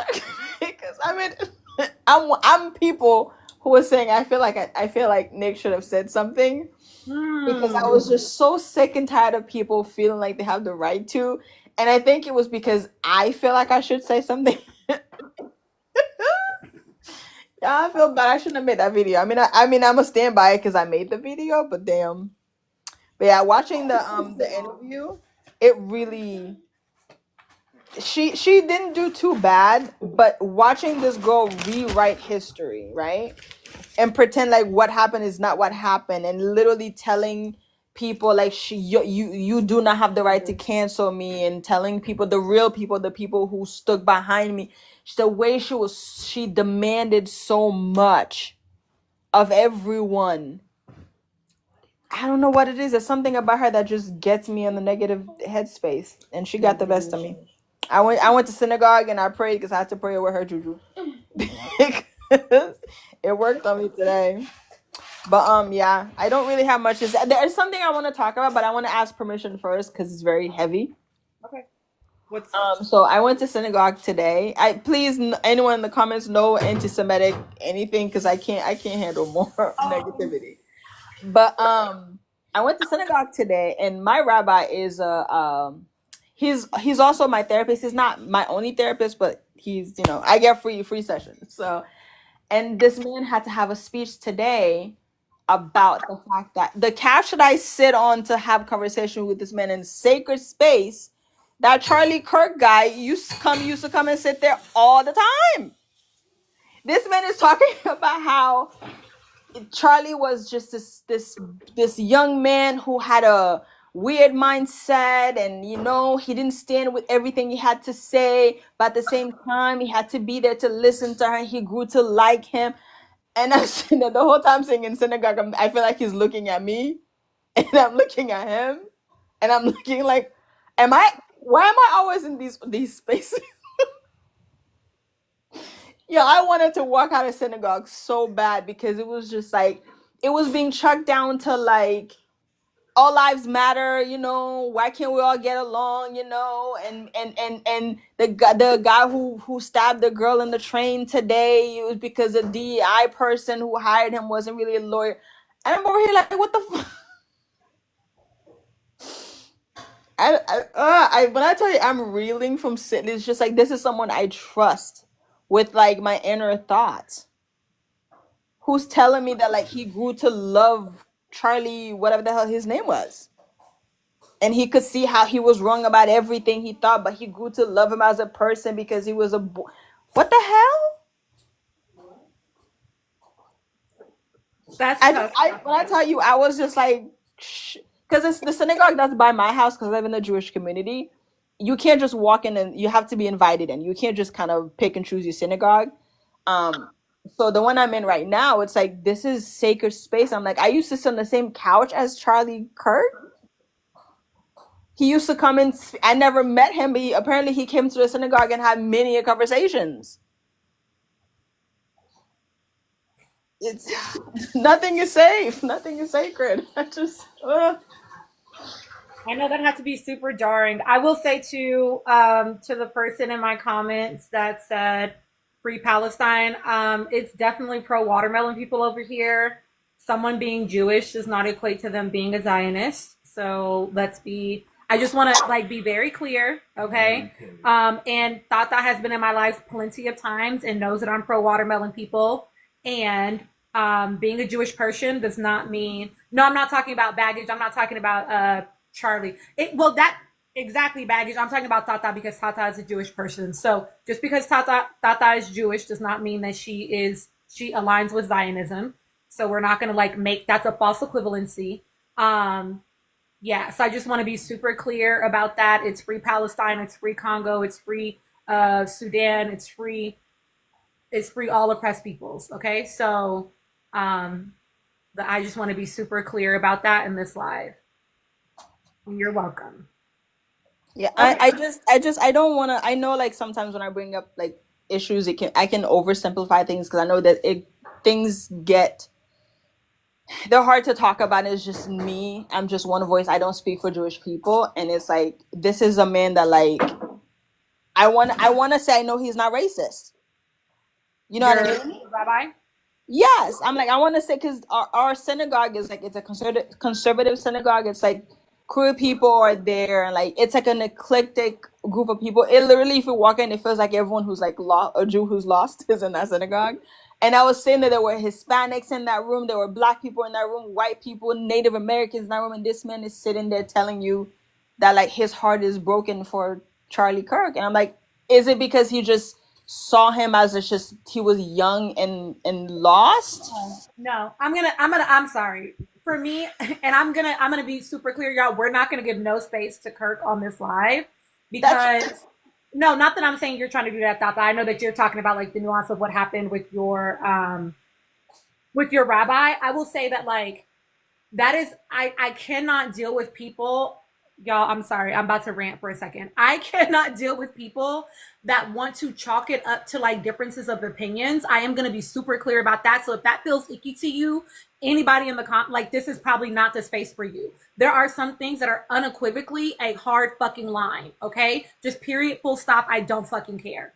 Some things are right and some things are wrong. Period. It actually is black and white. We can do nuance about a lot of shit, but we cannot do nuance around people's actual right to life or their humanity, okay? And that motherfucker did not just have opinions. He was funding those opinions in order to cause harm to explicit and specific communities. So we are not going to chalk it up to like, oh, these are like ideas or thoughts. I was on, and I'm sure some of y'all were too, on college campuses dealing with Turning Point USA that motherfucker founded and how they acted. I know that y'all know the experience of that. Exactly, Nikki. I hear that he was a dad one more fucking time. The same dad that said he would make his 10-year-old daughter carry her rapish child to term. Shut the fuck up with that shit, bro. Shut the fuck up with that. On God. Like, I don't want to hear that. I don't want to hear that. You do not get to, again, and I if you want to be honored in your passing, you need to live an honorable life. That goes for everybody. That goes for everybody. I don't give a fuck. Are you talking about Charlie Kirk? Yes, I am talking about Charlie Kirk. Are you muted? No, go ahead. What's it called? He said that people shouldn't feel sad for people. So I think nobody should feel sad for him because that's what he said. You wanted him to us to put out his words. This is Exactly. He said empathy was a new age weird thing and it's ruining society. So let's honor his words. No empathy. And so, like, yes, that's my 13-year-old, y'all. And so it's like, listen, I get it, right? Like, sorry, I'm trying to keep it like together because it like makes me mad because, and thankfully I don't deal with this like in my regular life, you know what I mean? But like, I know that, yes, Anne, I know that it's like really hard for people that do, because there are the people that will make excuses. Well, I knew them as a person and what I knew as a person, but you also knew all this other shit about them. You also knew all this other shit about them. And this is the equivalent of, well, they didn't do it to me, so it's not a problem. That's like, Tata, I'm going to make an assumption. You correct me if I'm wrong. Is your rabbi a cisgendered heterosexual white man? I don't know. I'm assuming. I mean, he's married with kids, but most people in the synagogue are like queer. So I know he's not. I think the hardest part for me is just, this is someone that in a sense is like sacred to me. And I'm learning all of this today. Just when I tell you, it shook everything in me. And I don't know how to see him anymore. Yeah. And I think that's the hardest part, is like, this is like, he's like the person I go to with my inner thoughts, is the person I go to learn how to pray. This is the person I feel like the synagogue feels like a safe space, because like being Orthodox, I think I talked about it last time, being Orthodox is hard. And so I chose to go to a conservative synagogue because you don't have the rigidness of, the Bible being thumped on your head all the time. Mm-hmm. And then to hear that man talk like that, I was just like, what do I say? What I do? How do I feel? Like, I'm trying to understand why he could even empathize and sympathize with this boy. I'm trying to make it make sense in my head. It's just not. The thing, right? Is like, we have to like, and I'm not trying to therapize you at all, because like I'm not your therapist, right? But like, I would say like as another human to another human, as like a friend to a human, as someone that's like engaged with you on platforms, like sometimes we have to learn the lesson of like, people that we thought were safe are not safe, and it's not going to make sense in our mind because it's nonsensical. You cannot logic your way into something that is illogical, right? It is illogical for him to feel like he can separate. This goes back to like people being R. Kelly fans still. Sorry if y'all are in here. But you thinking that you can separate the man from his ideals, from what he is not only just saying out loud, but what he is funding, what he is making happen in the world. He is not just thinking it or saying it, he is manifesting it into the world. The fact that he thinks that he can separate that person from that and just like the human is like, you're liking a version of the human, right? And this is to Mia's point. Rabbi might be one of those people that's white first. I'm white and then everything else. And so now it might be the moment that you have to separate. You have to take a step back. And that's going to be like a grief and a grieving and a loss that like you will definitely have to work through for sure. Yeah, I get that, because I feel like being Black and being Jewish is difficult, because while Jewish people are not necessarily white, they're not Black either. So finding safe space in Jewish communities is not easy. There are kind people, but at the end of the day, I'm always going to be Black before I'm Jewish. And so I just feel like so today I feel like I lost my home and I didn't know how to, I don't know. I just, and it just happened too. Like, so it's fresh in my mind, but yeah, I'm like going to have a therapy session with this man on Tuesday. Don't go. Well, do what you want to do, but.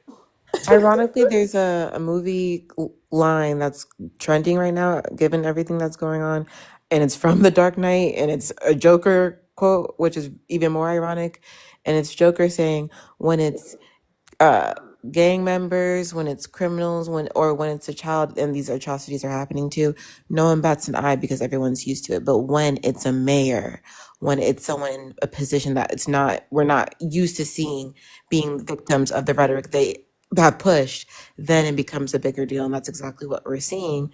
His last words was him debating for pew pew rights. He lived, he died the way he lived. There's nothing more he could have asked for in life. So it is what it is. You should find spaces that you feel safe in. I know there are Ethiopian Jewish communities. I don't know if they're available in your area, but find people that see you first, see your identity, and not try to police the way you should grieve, or police the way you have feelings for a person that systematically put you as a woman, you as a black person, you as a black woman, and the people that you surround yourself, queer and other marginalized communities, down. Yeah. Okay, y'all, I do want to pivot us from I will say that we were talking about Kirk only in relationship to Tata's rabbi revealing that he is no longer safe for her. But we are not going to be talking about Kirk in this live. I refuse to give that man any space. I refuse to have I don't have no time or effort to give to explain it to people why he's not worth time and space either. Like I think back to our actual leaders as Black folks, and you are not going to fatigue me on some bullshit. I got actual work to do. Thank you. No, thank you. Okay. So we're going to have fun. Okay. Because I have to do real work when I go into the streets. I have to do real work in my fucking life. So you're not going to fatigue me with all that other shit. Okay. So I just wanted to make a little space for Tata. But K Boogie, please give us your thoughts about all the other things we've been chatting about, friend. Hey y'all. Oh. Hey guys, I'm in a different environment and there are two children playing Minecraft behind me. So if you hear that, it's kids. They're crazy. I don't really have much to say. I honestly wanted to come up here to say hi and to thank everybody for being so great. Also, I know some of you guys followed me. I follow 10,000 people because I like supporting everyone. So I can't really follow you guys back unless I want to unfollow everybody else, you know? But I guess what I would like to talk about, I guess, is 404 and how that interview was. I did cut you off for like 20-30 minutes so I could fully pay attention. That girl gives me the heebie-jeebies. You need more therapy. You need more therapists. Some that'll give you different point of views, because obviously the one that you have right now is not giving you the right one. You're acting insane. Also, her still talking to Elan is hilarious to me, because we know that man probably still want to get with you and you keep him at arm's length. Why, babe? Why? You were just talking about the fact that you wish you would have given your other connections more time and space. Do that. Please. Go ahead and be with this man who has terrible ideologies, where you would be put in like front lines of battle if he got what he wanted. Do it, boo. Because we all knew you were talking about Elan. Secondly, Mr. Too Short, Mr. Gremlin. He just needs to disappear. I'm sorry. He can't be here anymore. Like, not in like a life or death situation, but like, get off social medias. We don't want you anymore. Frankly, you're probably not going to get the engagement that you thought you were going to get. And if you do, you're going to get all hate comments. And the only people who won't give you hate comments are probably short, light-skinned men. So... and they'll just be rubbing one off to you every day. That's about it. I'm over it. I'm over him. Honestly, my obsession with Love Island is slowly coming to an end, and I am appreciating it, because now all I see are the Van Carthens all day, every day. And it's a breath of fresh air, because Miss Alandria's boobies be sitting real nice, and Mr. Nick don't know what to do except stay up until 5 a.m. every single day. So... I've got all the entertainment in the world that I need. As for you guys, the audience, I do want to say Um, the Jewish conversation that we just had, I'm a non-religious person, but I stand up very heavily for my religious people, specifically non-Christian people. And I'm not saying that to be rude. I'm saying it because y'all have enough people in your battlefield and more of the other communities don't, so I'm gonna stand right behind them, especially in this time right now where Jewish people are automatically being called anti-Semitic, and I really don't like that. I know a good amount of Jewish people who have been standing behind our watermelon people this entire time. If you have an issue with that, and if you still think that our Jewish friends and family are going against these people without having a conversation, then you need to soul search and you need several therapists, just like that lady on TV. Y'all are overreacting, you're being disrespectful, and I would really appreciate it if you educated yourself a little bit more.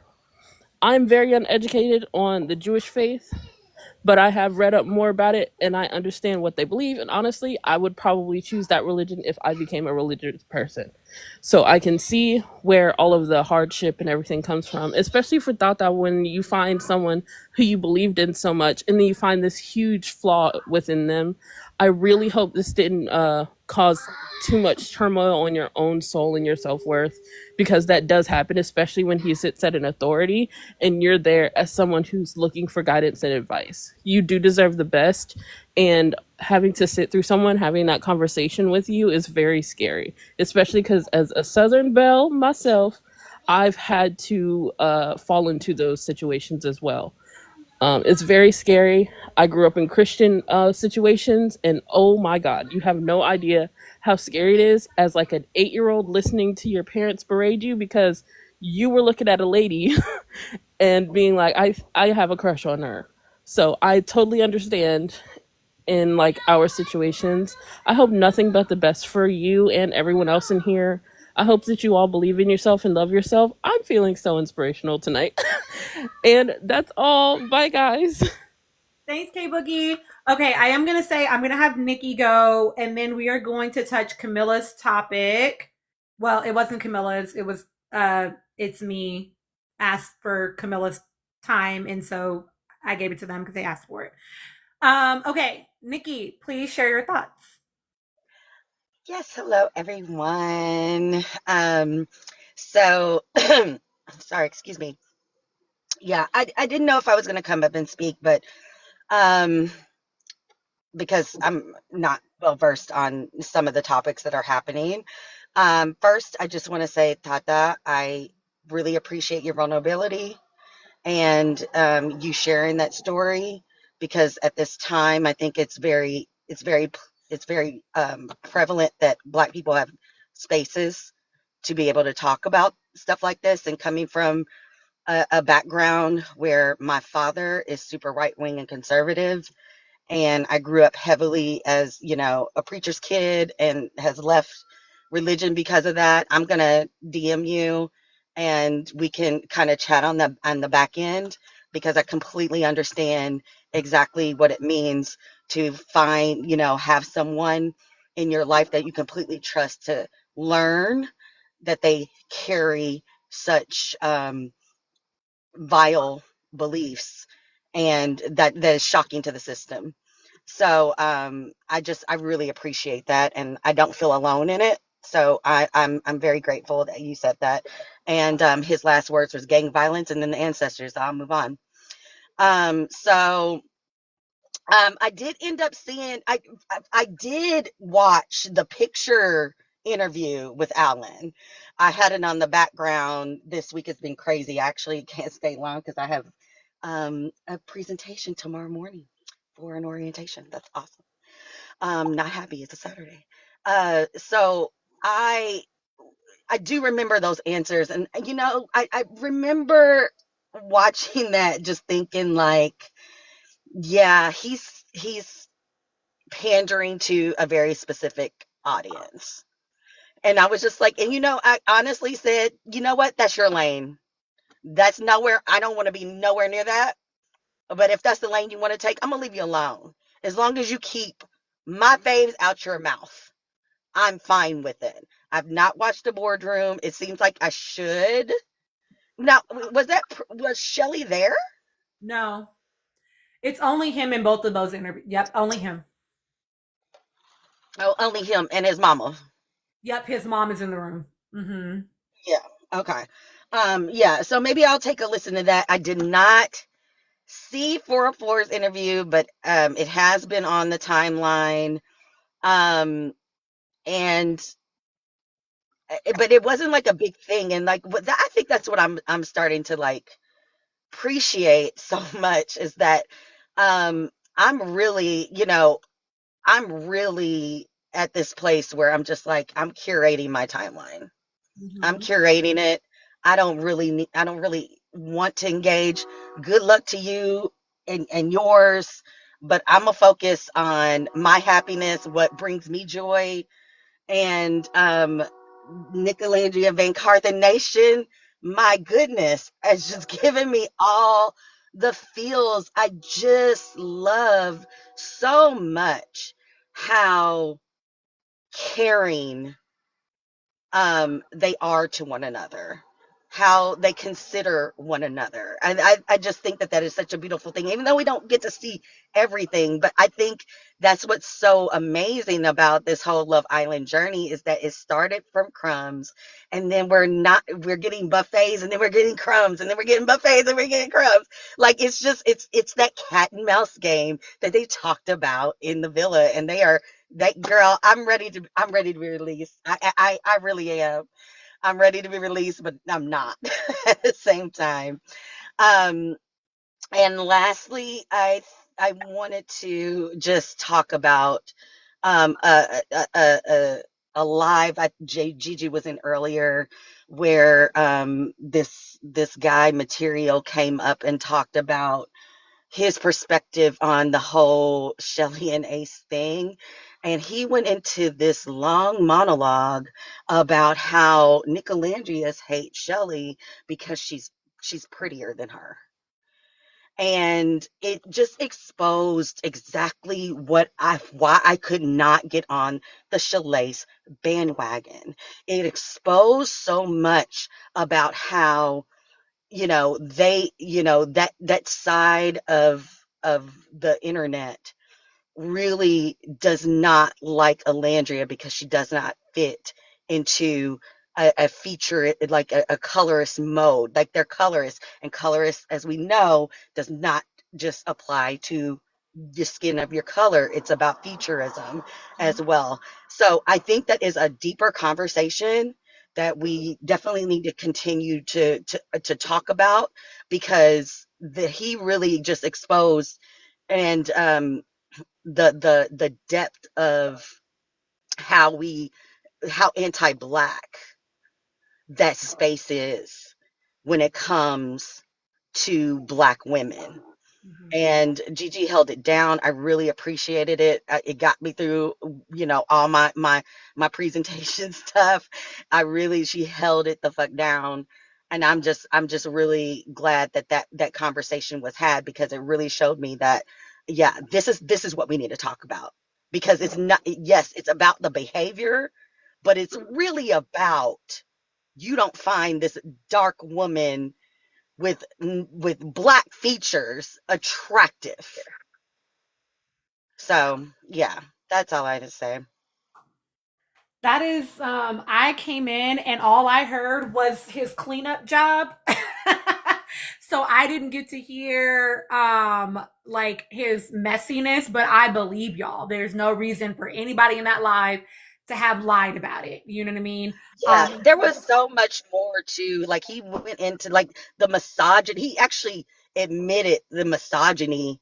He didn't mean to, but he told on himself about the misogynoir that happens every day in his life. And it was ridiculous. Like it was so telling. I was just like, finally, somebody accidentally told the truth. Yeah. Yeah, I heard him saying like, "Oh, this is just like what's in my everyday life," but I didn't hear anything before it, and I'm so sorry to all of y'all that were in the live and were traumatized by it. I know one person ended up like dropping down and like had to come back up. Just some random on the internet, still museum. Somebody named Material. something. I don't know. But I will say, like, I heard him saying like how the host like always lets him come up, and I'm just like, some shit, like, we don't gotta platform everything. Like, if we can't have a difference of opinion without you keeping it the fuck cute, then you need to stay in the comments. Um Anika, I don't know, just some random person on the internet. I don't know who he is. But I just don't feel like everything. Thank you, Nikki. I don't feel like everything actually needs a platform. It's giving the man who shall not be named in this live, right? It's like, well, everybody's entitled to their opinion. Actually, you are, but that don't mean I gotta fucking listen to it. Like, that doesn't mean I have to engage with it. So yeah, I don't know. I think that sounds really awful and is not doesn't shock me that much, only because, like, I've said before about Chalet's fans that I think a lot of them struggle with they believe nobody should be able to say anything about Shelly simply because they perceive her as beautiful. And to your point, Nikki, there is this component of how colorism involves like featureism, texturism, right? Like, even their natural hair are different textures, right? And all of that, it plays into colorism. And I think that they feel like nobody should be able to say anything about her because they perceive her as pretty. And that's it. That somehow absolves her of all accountability around anything. And we see this all the time.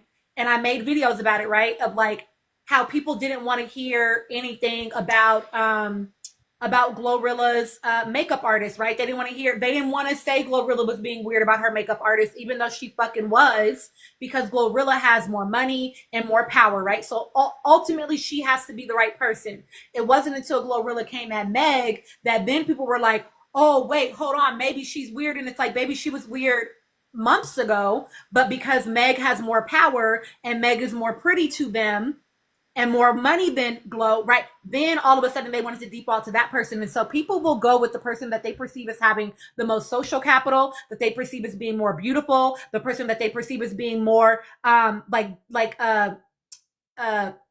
elevated and above the other person. And this is happening with Shalace's fan base when it comes to Alandria. Not all of them, right? But the ones that are choosing to do and say the things they're choosing to do and say, because they feel like, well, how can y'all prefer Alandria because she doesn't fit the standard of what, honestly, let's just keep it a buck, is like closer to whiteness, right? As far as like features and hair texture goes. And so Shelly must be more beautiful than her. And how could y'all possibly have anything to say? And then that's why he said what he said about the fans, right? Oh, y'all are just busted looking, or whatever he was fucking saying, right? About like how the people that are saying it they're all just focused on her looks. Like, I haven't seen anybody give a critique about Shelly and say that girl was unattractive. Like, now you just lying. You know, that's just not the truth. You know, like, that is not the truth. You're not hearing anybody say that, because anybody that's saying that is fucking delusional. Shelly is gorgeous. That's never been the question. But being pretty, being beautiful does not mean that you cannot be fucked up in some ways. It does not mean that you cannot make bad decisions. It does not mean that you don't do bad things. That's not what it means, you know? But it's like how, again, one more example, the guy that got famous, that went to jail, he got famous simply because he was attractive. Y'all didn't give a fuck why that man was in jail, because he was beautiful. And that's all people cared about. Tina, real quick about that. You're talking about Jeremy Meeks. He's an actor now. I be watching him doing his little thug missile on the BET movies. But he only seems to have one thing. He just be a thug nigga. But yeah, all because he was handsome. Isn't there this disease, Tina, about women who are attracted to incarcerated men? I don't know the name, but it's an actual mental disorder. No. First of all, he plays on BET. I have not seen that man on Tubi, but maybe he could be on Tubi. Yes, he was #prison bae. Yeah, you got that, Rachel. Mm-hmm. And that is true. Like beautiful equals virtuous to some folk. And it's why some people perceive. Anyway, I'm not about to. Why did I just realize men have pretty privilege too? I mean, he a pretty light-skinned nigga. I ain't gonna hold you. When I saw him, I said, oh, he low-key a model in prison. But I did.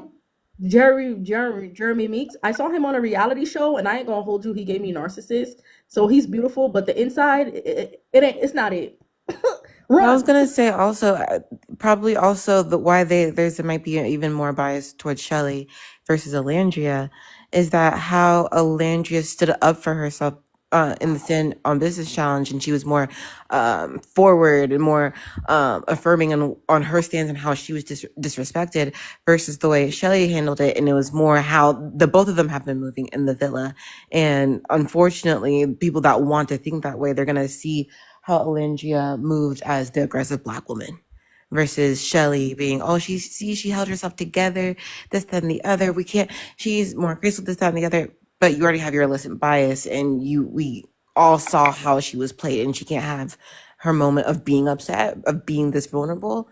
But no. I will say this too. I feel like that's bullshit on people's behalf, honestly, because it's not even that Shelley is passive. Shelley gives a fuck when it matters to her. Shelley is self-absorbed in that way. Shelley gives a fuck when the offense is to her. We all saw how she responded to Honda Civic. When the offense was to her, she knew how to have a problem.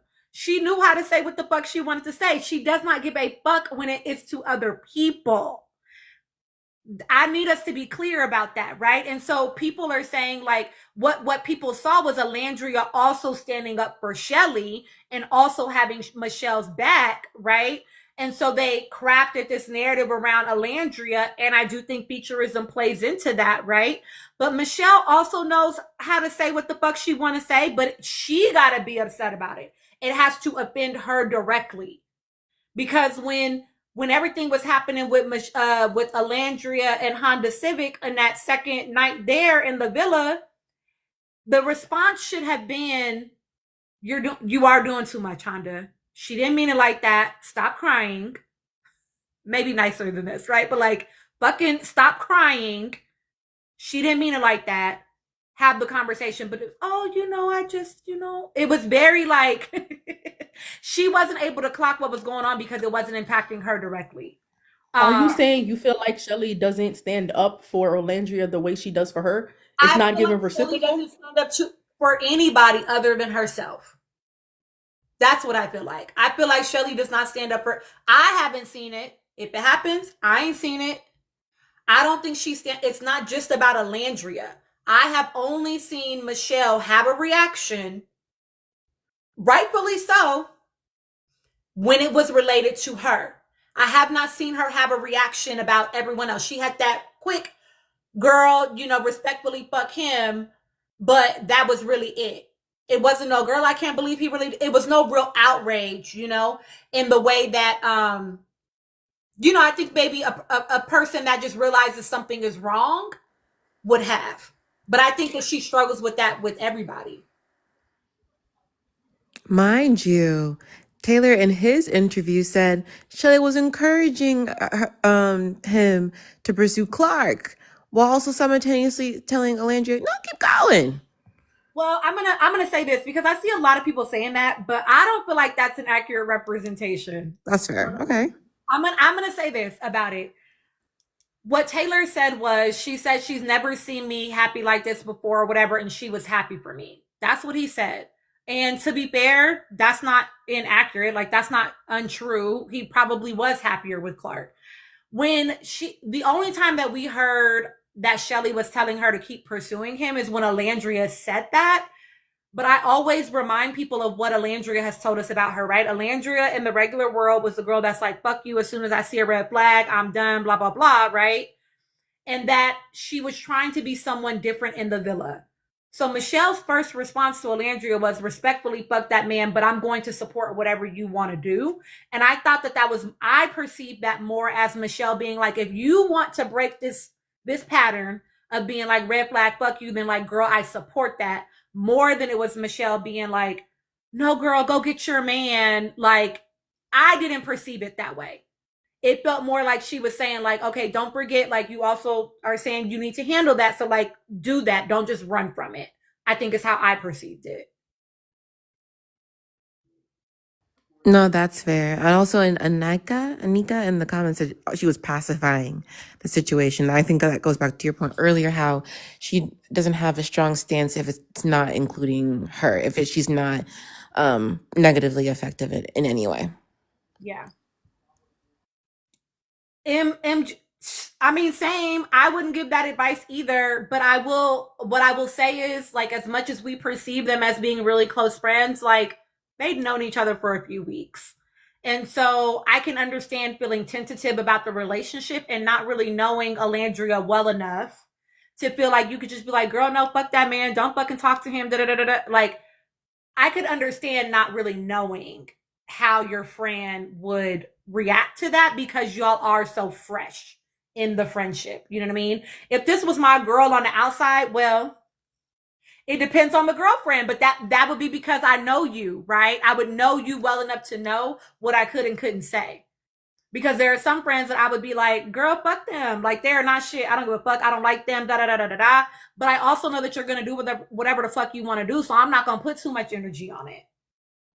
But she didn't really know her like that to really know, I think enough about her to know what she could or could not say. So I could understand the straddling of the fence in her response.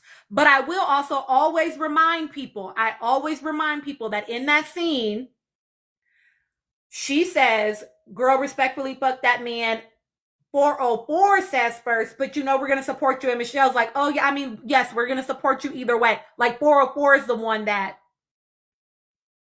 I don't know if Michelle knew that, ZL. I don't know if I believe that, personally. I've never been on the train or like on the ship of like, I think that Michelle definitely knew that Allan and 3D were manipulating her in the villa. Did she call him Black Toe? She did. Yeah, I've never really been on that.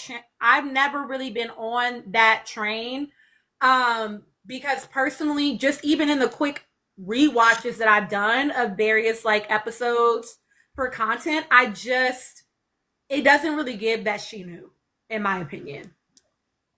I think that people here's my perspective as a clinician. People like black and white. People need things to be one or the other. People struggle with nuance.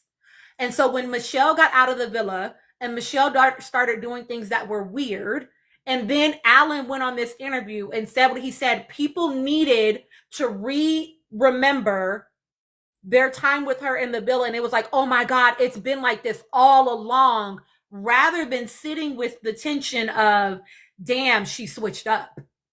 They needed to have always been that way because that's what feels the easiest. And so people are struggling with the reality that likely it's just that Michelle switched up, and that she, again, because she struggles to take a hard firm stance unless the offense is to her, she's trying to straddle the fence with Allan and Alandria. And now Alandria's just like made the decision for her, and Allan as well has made the decision for her, right? By saying what he said. Now, I will say that she did know the interview was happening, which means she probably knew what the questions were, because I'm sure that Allan did. And I believe that she knew what he thought. I don't know if she knew that he was going to say it, but I think all of those things are true. I don't personally feel like I need to rewrite who she was in the villa in order to make sense of how she's showing up right now. To me, both of those parts of her can exist. Actually, Tina Reminds me of my favorite quote. Oh. Hold on real quick. Go ahead. Michelle reminds me. Oh, I'm sorry. Which Go one? ahead, go ahead, Nikki, real quick, and then I'll go to you, Mia. Yeah. Blue actually said, you don't need a timer for me, but she actually confirmed that in one of her recent lives that she knows people, and she verified from her anonymous resources that Shelley was most definitely in on it. And I believe her. I thought what she said, because if it's the live that I'm thinking about, where she was talking about whether or not Michelle deserves more grace, and she had her guest on. Yeah, that's the one. The way that I remember it is that Blue said that Michelle definitely knew about the interview. Mhm. To me, that's still, what does that mean? Does that mean she knew what he was going to go say? Does that mean she knew he was being interviewed? And like, what does that actually mean to know about the interview? Did she watch it before it got released? Like, what did she actually know? That's vague enough to And me. yeah, that's vague enough. And like many people have reiterated, you know, it could be that there was plausible deniability. But the simple fact is that you knew how your man felt. Oh, You 100%. knew that there were going to be these questions happening, and you knew that there was going to be that there was a possibility that he was going to say what he said, and you gave absolutely no loyalty to your friendship. You chose at that moment, and you have to, and you chose, and when you choose, it comes with the consequences behind that, period. Yeah. No, I agree 100%. I agree 100%. I think that there was lots of things that she knew. Okay, Gigi's going to do our PSA, and then Mia, you go ahead and go. Just checking in for our. Oops, sorry, stumbled over the dog for a second. Wow. Checking in for our quick PSA. We have 186 people in here. There is no reason why we haven't hit 150K by now. So if we are not tapping the screens, Blockarella will be active, and that's not what you want. Not on this night. So guys, keep tapping the screens. This is great conversations that are happening. I know that you guys appreciate the input. I know you appreciate the really smart panels that we have on here. So our panelists are doing a great job. So please tap the screen. Let's get the live up. Let's push the live out. Tina does an amazing job running the Tinaverse. So I think that we need to show our appreciation where we can. So please make sure you're doing that. If you didn't remember, there are 2-tier subscriptions. We have our yappers. We have our think tank. Book club has already started. We've already been given our reading assignments. So if you want to join the book club, you want to join the Discord, make sure that you join the think tank. Yappers is also available for you if the book club is a little too much for you. If you don't have time to join both of them right now, YouTube is always free. Make sure you click on the link in the bio to make sure that you go see YouTube. Also, there is the Google form at the top of Tina's profile where she answers questions along with Big C on Sundays. So please make sure that you are liking the live, you are checking out the program. So, and I still want my 3.5 minutes at the end, because there's somebody in the comment section who thinks the host is fine as hell. So I'm gonna need y'all to know we need to give this brother a chance. Hook it up. He is the player from the Himalaya, so let it happen. Silly. Thank you. Okay, Mia, please give us your thoughts, friend. I just wanted to add a quick comment. I don't need a timer or anything, but I just wanted to say that Michelle just reminds me of a quote that I love, and I've loved this ever since high school, which is, um, "A man who stands for nothing will fall for anything." And for me, I just see some of those things in her right now. Since I don't know her as a person, I'm just seeing some of those things currently, as I just view her and the things that she's just doing as of right now.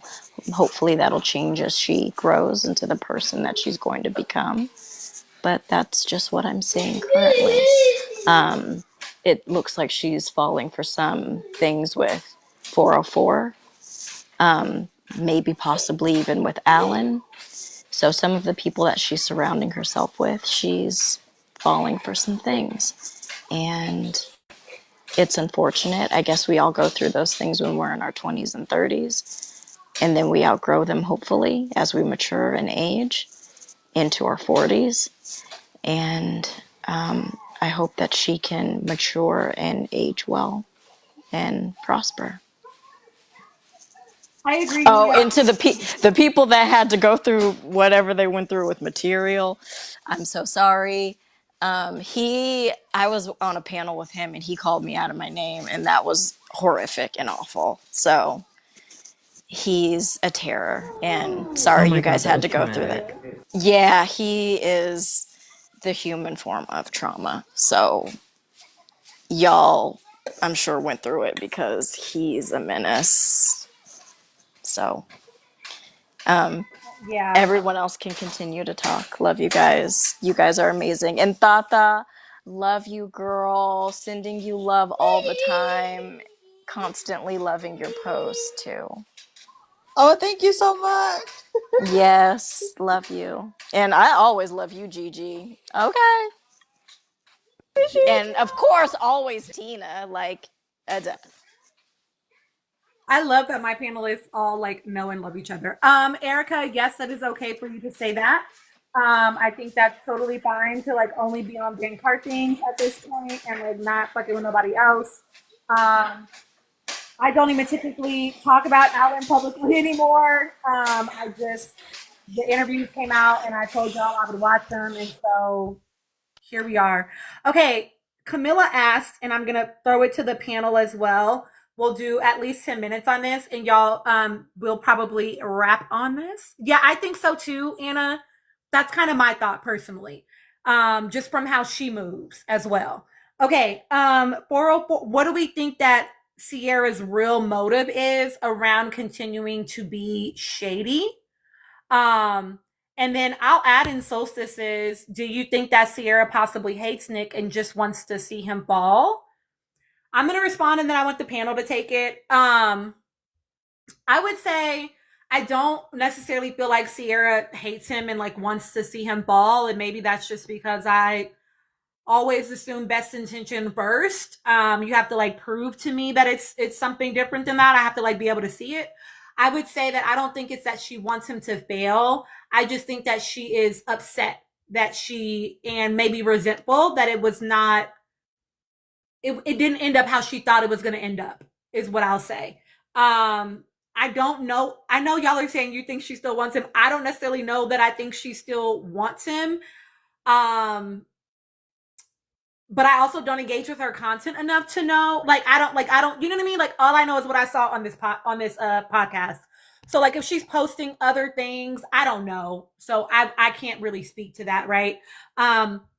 Based on what I saw in the podcast, it seems like she is happy for him that he's thriving. Like she had kind things to say around that. I do think that she is still angry though. And I don't think she'll ever say that directly. I think maybe to some extent she wants to be wanted by him. But I don't know if she necessarily wants him. Does that make sense? As far as like her motive around being shady, I think she can't help herself. I think that she knows partially, right?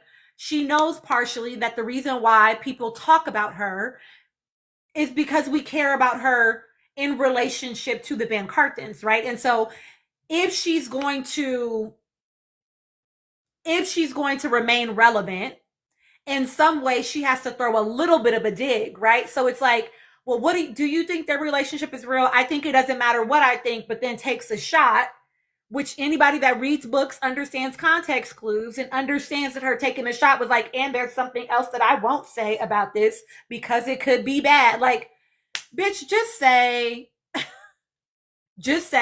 it doesn't matter what I think and read the next question, right? But I think that she knows that that's part of her brand at this point. It's the implication, Ev, right? Like it's like I need to imply that there's something else so that y'all can then do exactly what we're doing, which is like notice it and then talk about it. So I think she can't. It's part of her brand. She can't help herself more than I think she even necessarily cares. I think she feels like in some way she almost has to. Yeah. Panelists, do y'all have anything that y'all want to add to that? Yes. Yeah. So I will go real quick because the man just happened to run out to go give me some Taco Bell. So I just want to say I think that from the beginning it stemmed more from I do believe that she has feelings for Nick, and I do believe that she couldn't turn it off because of all of the narrative that surrounded Nick Alandria coming out of this. And I do want to leave space for the fact that, like, I do accept that she has feelings and she has a right to sit in those feelings, right?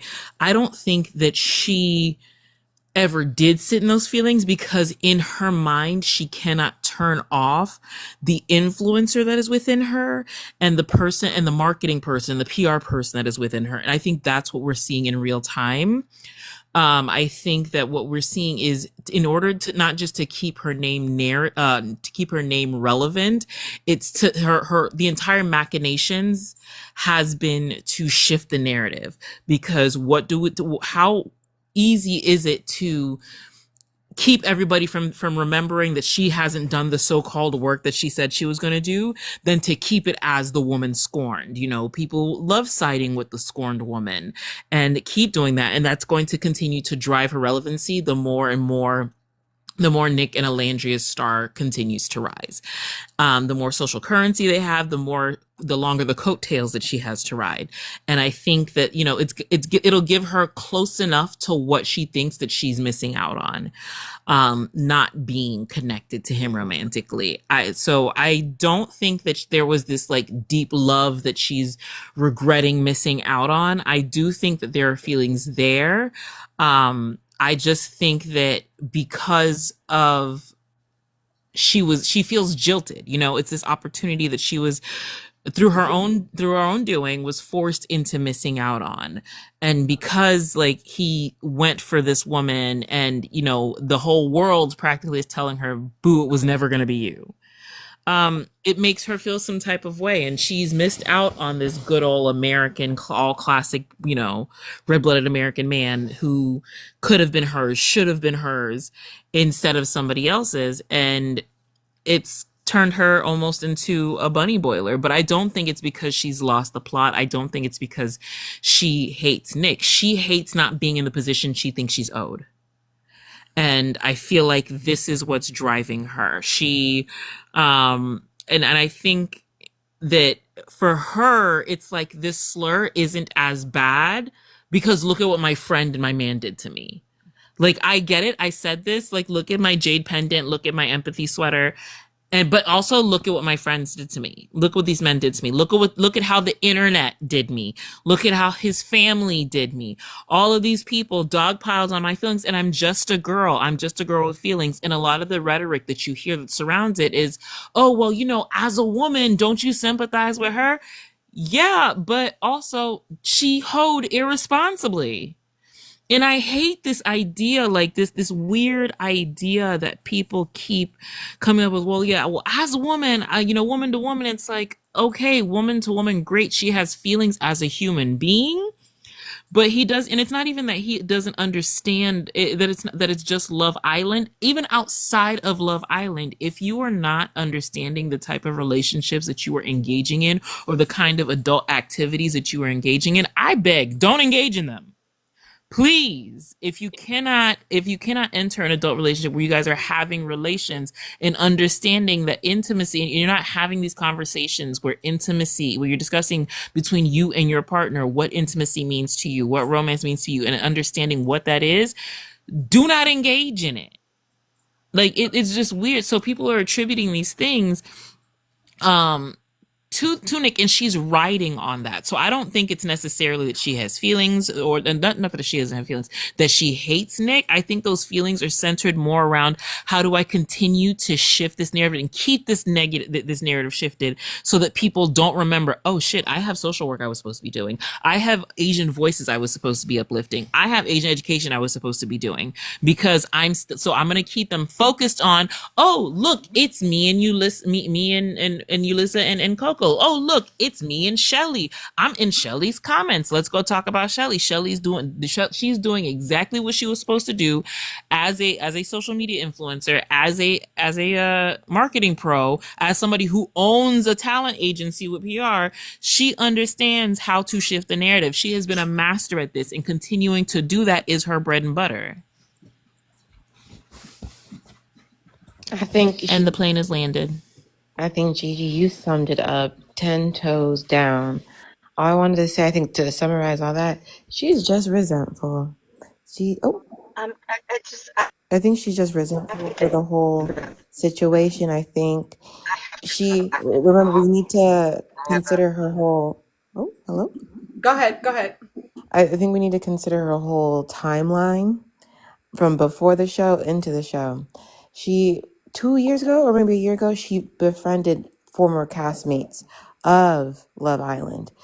She had a Love Island themed birthday.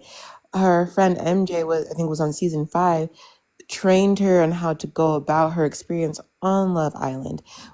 After she left, she posted a video of her before going into the villa, like, this is me before going in.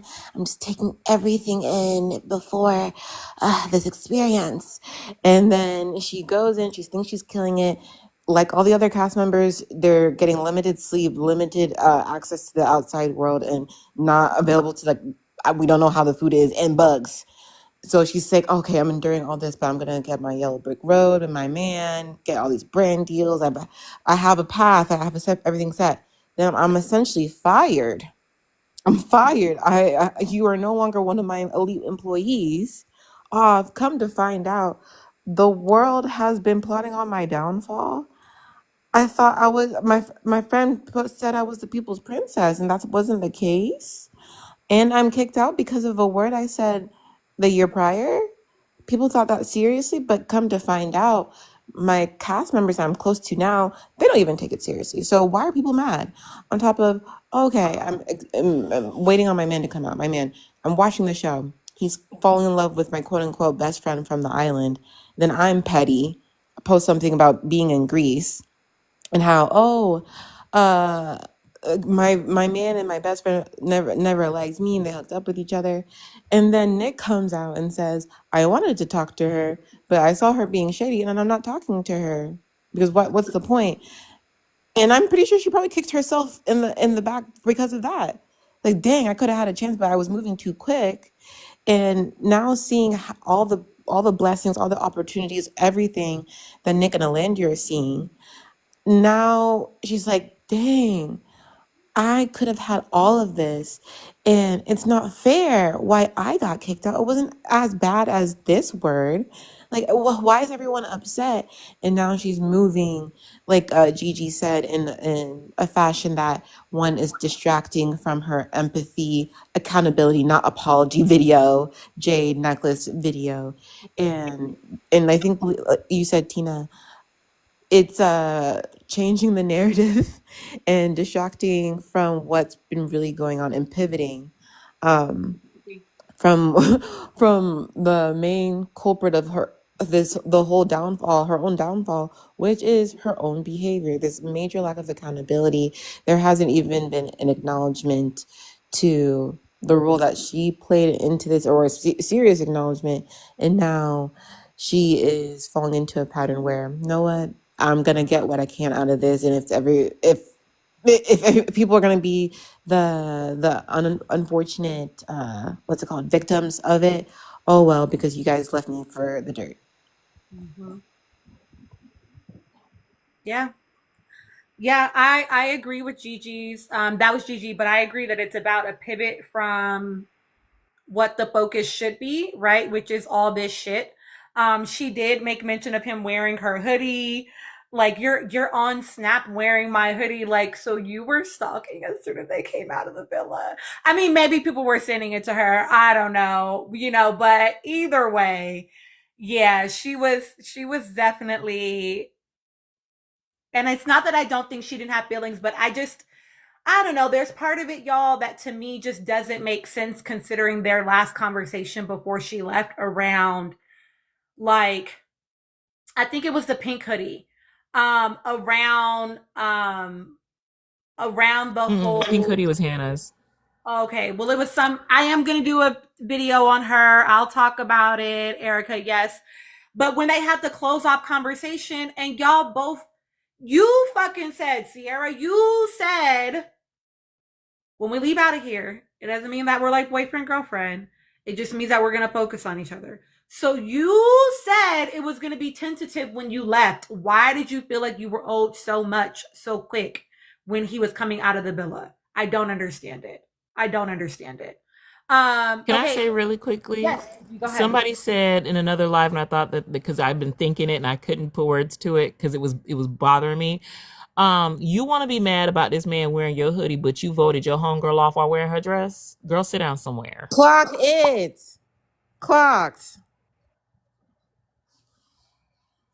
Just saying. And I know we've said it in here before, right? But like Alandria never called her best friend. She used that language to describe Alandria after Casa. Like she was the one using that language. So again, just very, you fucked it up the moment you stood behind fucking Taylor, bitch. I don't want to hear nothing else from you about what you think the fuck I owe you. Girl, the fuck? Bye. Bye. Anybody else have any more thoughts around 404's real motive of being shady? I have something to say. Go Like, ahead, Tata. well, every time she speaks, she pisses me off. I think that's one of the reasons why I think I get so triggered by her is because at one point in time in my life, I was like her. I was like the cool girl who put up with anything. I ended up in a situation with a man. At first, it was just me and him in a relationship. Then he got back with his baby mama, and then I became the side chick because by that point I was like too far in to let go. And I think, and every time he would ask me like to do I want him to make a choice, and I'd be like, I would never ask you to do that because, anyways, I think Sierra is having a hard time because while she always pretended like she was okay with not wanting something deep. I think she always wanted that. I think if we put everything aside, I think she really wanted Nick, right? And she played along to what he wanted, thinking that'd be enough for him to like want her. And I think that's something that stems from like feeling like you're not good enough. So that's the reason why she plays the way she plays, dress the way she dressed, and put on this character that she does, where you feel like you don't really know the real her. So it's like she's trying to be acceptable to everyone. And then so she's hurting her own self. And I think she's having a hard time because the sympathy she's asking for, she feels like she's owed. No one is able to give that to her. And I think it's because she keeps playing like it, she's like, I'm all love and positivity, instead of just being like, I'm hurt because I really wanted this guy and this thing didn't happen. You know what I mean? I feel like, and I'm a little bit scared for her because I know how that ends. Because when you live in this like reality that you create in your head, like it's all fine, it's all good, I'm okay. Like this doesn't bother me. Eventually, like your mind will snap, and I do feel like I'm a little bit scared for her. Though she does trigger me, she pisses me off.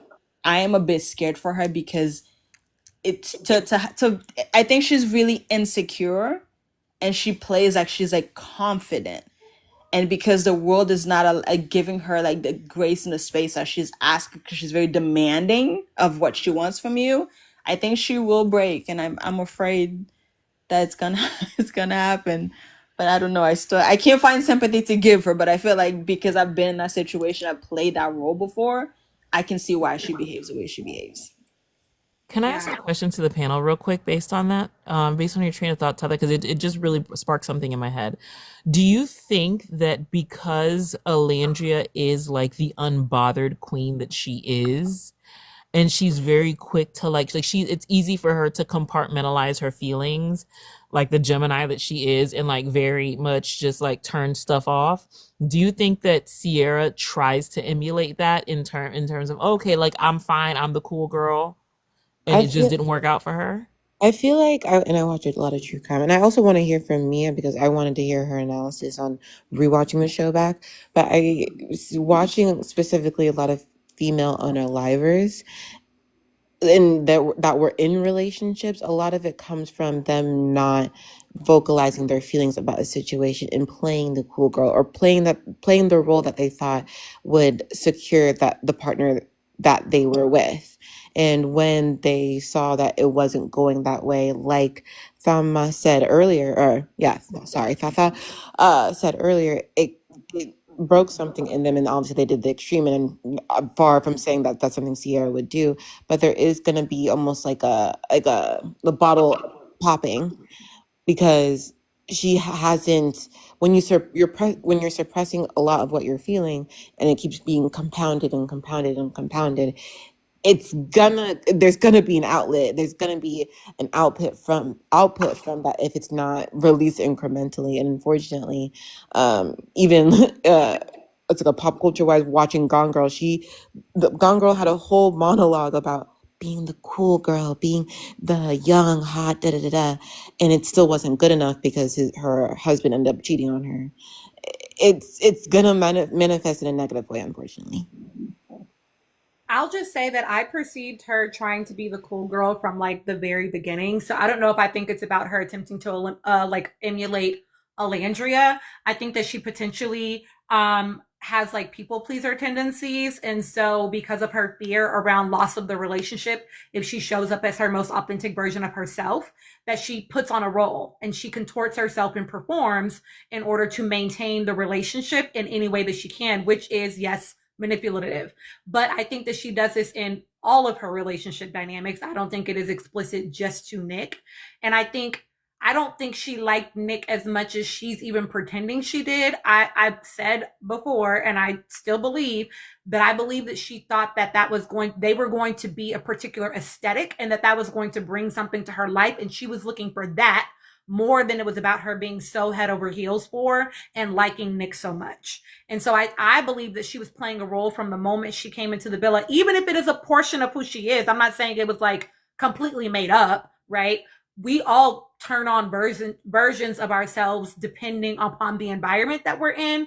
And so I believe that she was playing that from the moment she came into the villa, based on trying to have a winning edit so that she could achieve certain things when she came out of the villa. And Nick was who most aligned with her being able to achieve that. That's how I perceive it. And I know you had thoughts as well. Hello. What was I gonna say?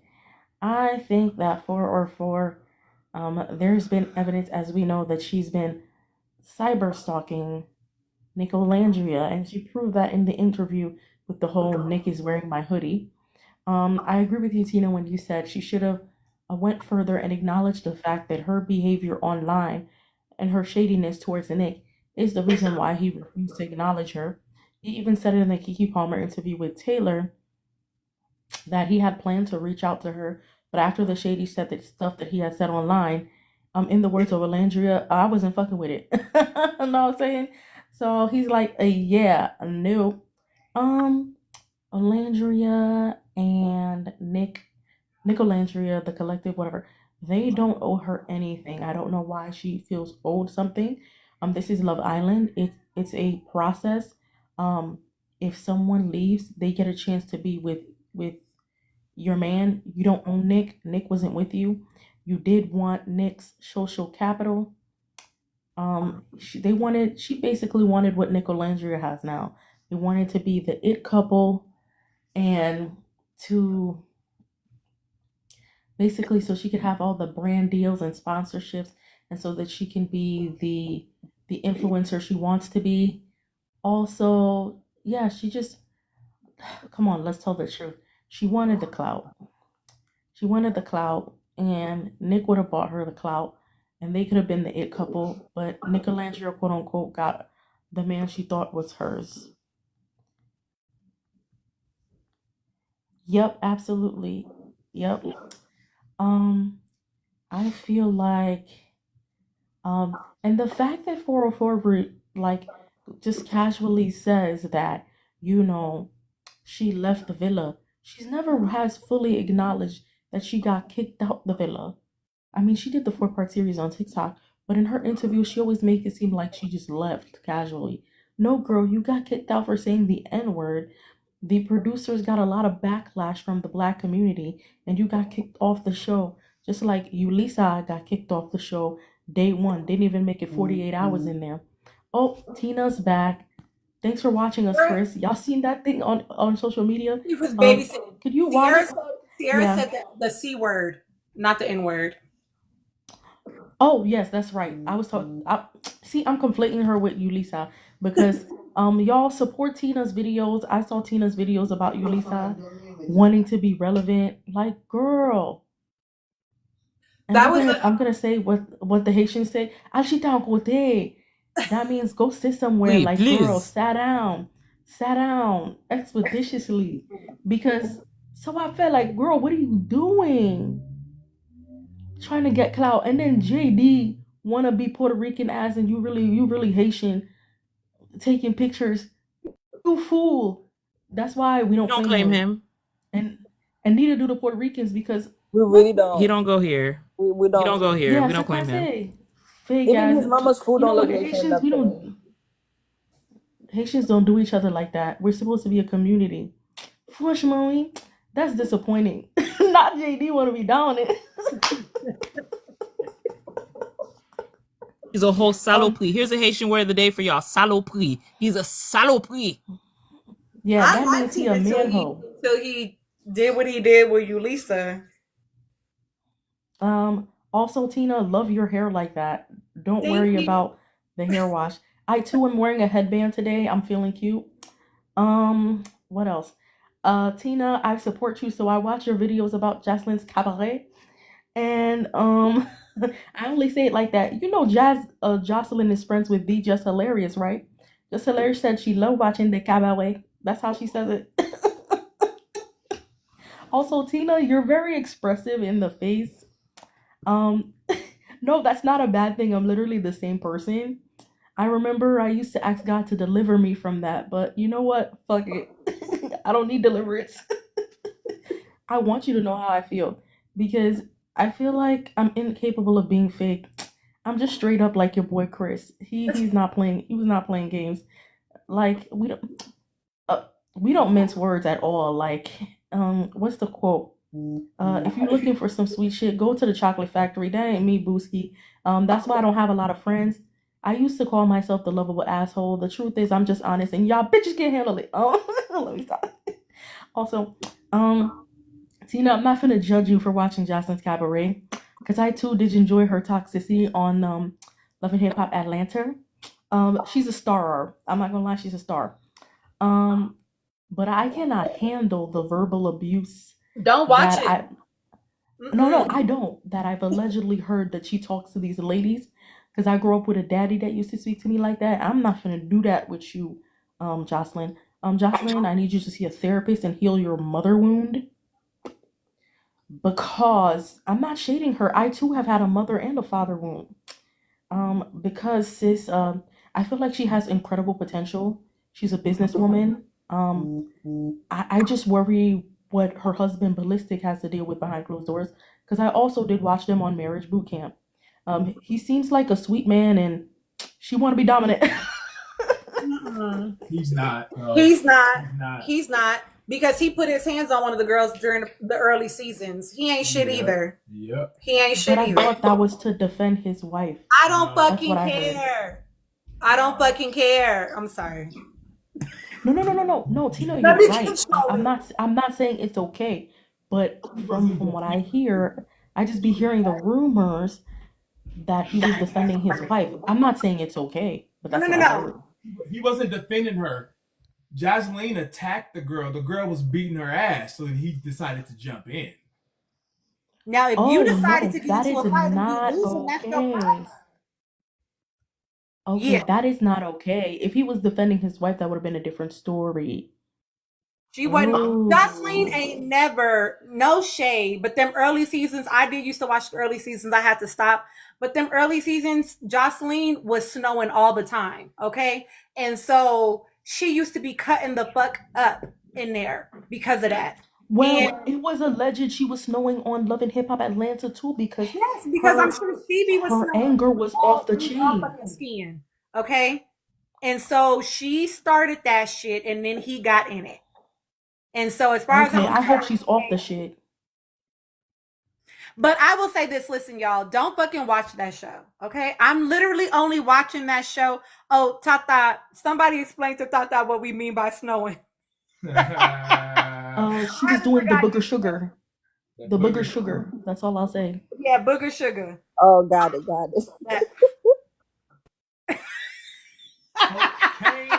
Y'all heard the show Snowfall? Just think about that. She got it. She got it now. She got it now. Y'all don't watch that show, okay? Do not fucking watch it. Don't. Y'all just support Tina's videos about abuse dynamics on Jocelyn Cabaret. Thank you. Because the only reason I'm watching it is because my daughter is watching it, and Chris and I were downstairs, and happened to be eating dinner, so then we watched it with her. But I did not willingly start watching it. Don't do it, okay? It's nothing but a fucking, you're literally just watching people be abused in real time. Yeah. In real time. And then you're watching women that don't have enough esteem to not allow themselves to engage in and egg on the abuse. And y'all, I have a video coming about Natalie Nunn and Jocelyn because they're the same person, just in different Oh class yeah, levels. I was gonna ask you about that next. Also, don't forget to discuss how Natalie Nunn likes to cosplay black women for her own adventure. Thank you. Woo. Okay, I'm gonna have Mia go. No, AV, this is not a Pisces tattoo. It is water, and it's an ocean snail and then a land snail, and it's a memorial tattoo for my brother. Thought we're gonna wrap soon anyway. Mia, real quick before Mia goes, really quick before I lose this question, could you sometime in the future, since we're talking about abuse, would you mind either talking about or doing a video? Maybe I'll remember to do it in the Google form about, is Kratos a bad dad, or is Atreus really just obnoxious as fuck? I look like you're fake. I'm just saying. Because I'm about to let Atreus go to Valhalla. I'm just saying. That is Where are these characters from? You trying to send him? I am literally about to send him to go see his mammy because I cannot with him at this point. I cannot. Where are these people from, please? Wait, me and Gigi and Chris, we all play God of War, and never mind. It's the dad and the son. Natalie Nunn is Black P as far as like her mother is Black, but Natalie Nunn also has a history of saying some pretty colorist, anti-Black things. And real colorist. Yeah. Real. Yeah. Like we can tell that she grew up with her non-Black parent in a suburb with a lot of non-Black people. Bad Girls Club colorist. Exactly. And now she has, well, Renity, I'll address that in a second. But now she has taken on the persona of what she thinks a stereotypical Black woman is in order to achieve acclaim. And I will say this, that being biracial is not an actual race, y'all. It is a marker, right? So she is a biracial Black woman. Anybody that's looking at her is going to read her as a Black woman. The same way that Halsey is a biracial white girl, okay? Nobody is looking at her and thinking she's anything other than white. So race is something different than whether or not you're biracial. The same way Jeremiah is a biracial Black man, right? So just wanted to say that. Mia, please share your thoughts. Exactly, a whole snack, phenotype versus genotype. And we know that race is determined by phenotype, how you are read phenotypically, what you look like. Okay, go ahead. Nicole, Lord, y'all gonna make me lose my train of thought with all these tangents. I'm like, what was the question again? I know we were talking about 404. They wanted my thoughts on something. 404 Okay. real motive to being shady. Yeah, it'd be 80 up in here. I was like, it's close to my bedtime. Y'all gonna lose me. I'm too old for this. Child, I can't. Okay, let me try to remember what I was gonna say. So I remember Evie said that she did want my thoughts on some things. And so I remember I was gonna say, I'm so old. I remember I was gonna say, when I was doing my rewatch, I thought initially, like, when I was looking at some things, it definitely gave me some feels that she struck. If I were to do a quick just profile on 404, she struck me as someone that was okay. So when we look at Amaya, we tend to say that she mimics behaviors, right? That's what we think of when we talk about Amaya. We don't actually say that about 404 for whatever reason. I felt like we should talk about 404 with that sometimes too, though.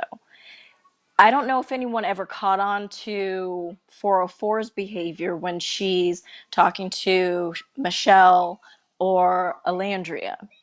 When she's trying to do her cool girl kind of routine, she's looking to her, I guess you want to call it quote unquote friends, even though I don't know if like Alandria or Michelle in the villa actually in those times in the villa are calling her their friends quite yet early on in the first couple of episodes, even though 404 is trying to mark them as her friends early on. You know what I'm saying? And so she, I feel like, is trying to kind of mimic their quote unquote cruel girl behaviors. She's trying to, what I perceive as, kind of like take on some of their language, some of their maybe, I don't want to say like dance moves, but some of their she's trying to like mimic some of their behaviors. You know what I mean? Maybe even do some of their hairstyling. Just some of the things that they might do throughout the villa. So I see a lot of just like little mimicking behaviors that she does. Just little things. Very just little nuanced little things that she does. And you may see it more so with Michelle and her because they're spending a little bit more time together. And then when Iris comes into the villa, she kind of does that with Iris as well because she has like a friend that's white to kind of mimic behaviors. So I don't know if that's like an insecure thing that she does where, okay, I do this with my friends, maybe. This is a thing that I do with my friends. Or I mean, I don't know because I don't follow her. I'm not someone that like is looking at her social media because I honestly I have the girl blocked to be on the real because I don't want to see any of her content. But if I were to just do a quick profile on her, she seems like she's very insecure. She's an attention seeker. She is doing this because it seems as though this is what she wants to do for her career. Just like what I think Gigi and Evie were talking about, and I think maybe even Anne, you all were talking about. This is something that she wants to do for like her job, or maybe she just does this for her job. Like maybe she's a content creator. This is what she does. And so I don't think that she's doing this to actually like I don't think she has the emotion behind it with Nick. I don't think that she's actually emotional, even though she slept with Nick several times. I don't think that she has that attachment. I think it's just attention seeking. She's doing this for attention. She wants to grab the attention from the audience. She wants the clicks, the views. That is all it is to her. She hasn't done the work. It's a distraction. She hasn't done the work in regards to, oh, I've gone over my time. I apologize. Sorry. You're okay. But I just wanted to wrap it up. She hasn't done the work in regards to the Asian community that she has offended. And so she's distracting from not actually doing the work because she will not do the work. She's not the type to do the work. And that's it. Yeah.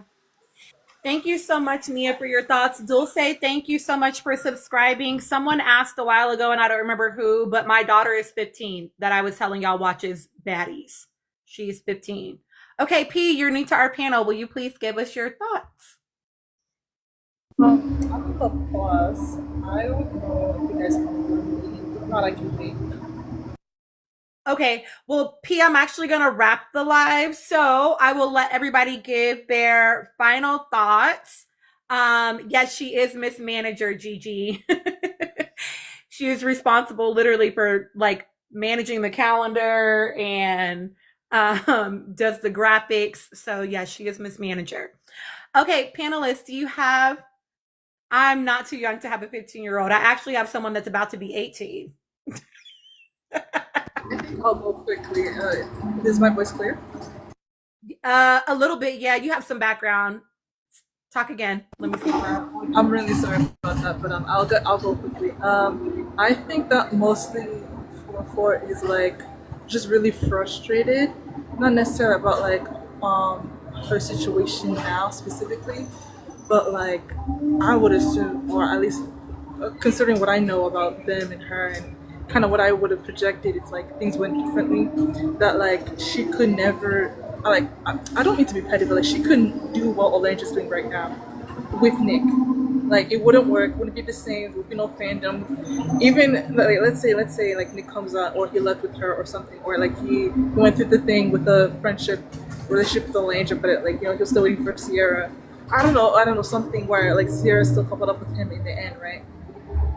And then they come out. They're gonna say the whole Alandria and Nick Alandria things.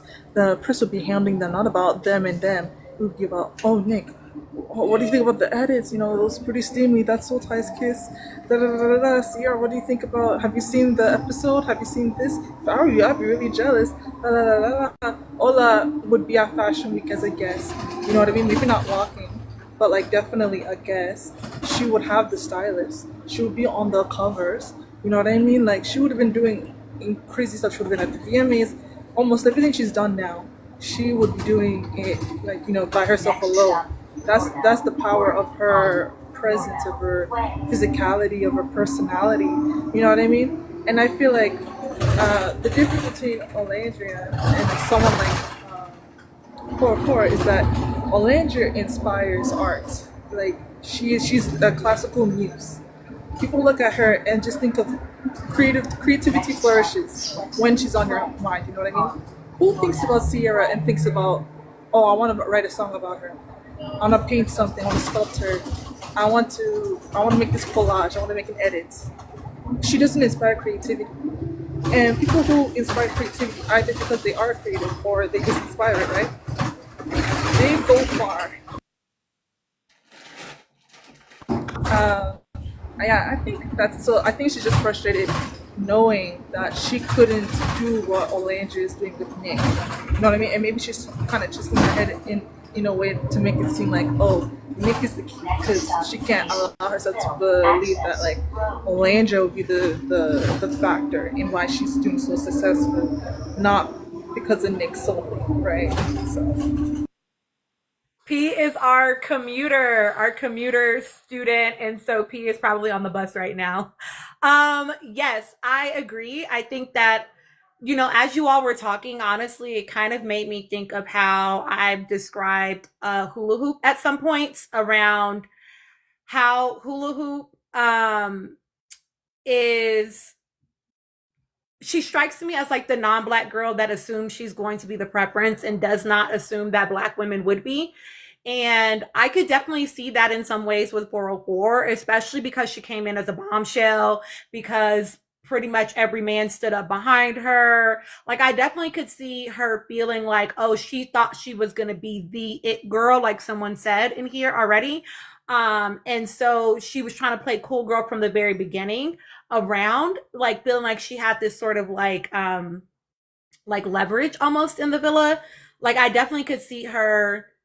That's why she said to Nick, right? Oh, I'm glad that it was with Alandria, if anybody, blah, blah, blah, because I don't think she ever really perceived Alandria as a threat for many reasons. I do think it's for many reasons. But I also could see her not really understanding that the motion is not around Nick. It is around Alandria. But I also think that she, to some extent, realizes it is. And that's why she'll never give any direct smoke anymore to Alandria. Right? Because she knows that Alandria has like a whole movement of people behind her. Okay. Any other final thoughts from my panelists before we close out for the night and I give you my final thoughts? My final thought is 3.5 minutes. Okay, That's all I'm gonna say. That's all I'm gonna say. That's all I'm gonna say. That's all I'm saying. I've got light skin laugh. Oh my god. Oh, my final thoughts are At least that's longer than Nick. But you know what's always so funny to me about that is he said, I feel like nobody ever talks about it. He literally said, I usually last longer with girls that I like. And to me, that was always like, whoa, what does that mean? Oh my God, when did he say turned that? Ola every which way but loose. That's why he was up in Greece with that blanket on. I feel like he said that after the very first time when he was talking to Allan about it. Oh, He did. That's why he was up in Greece with that blanket on. I'm just because he said, "I'll let this happen." Andrea said that the wait was worth it. So I just, anywho. Okay. She said, "Oh, the journey. Oh, the journey."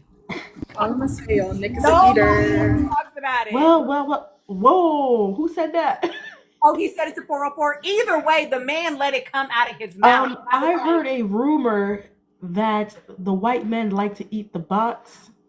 I wouldn't know. I don't date the white people. Anyone want to confirm or deny? It depends well, on in the Caribbean community, some of the Jamaican men don't do it. Had to break up with him. Okay, but that's not why. Explicitly a Jamaican. That's one of the reasons.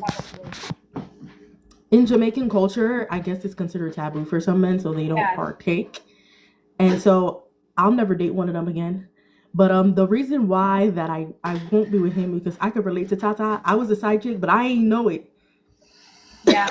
I ain't know it. Yeah. I mean, listen, all men will, if they like to do that, that's what they gonna do. It ain't got nothing. There are some cultural factors, but all men, if they like to do that, they gonna do it. Period. Okay. Chris just indiscriminately staring at the screen. I want to say, if he's selfish, leave him. Because my Haitian ex was selfish. Leave him if he's selfish. He must reciprocate. That's it. Oh, for real. Okay, they mostly be lying, just don't tell anyone. Listen. I'm just saying.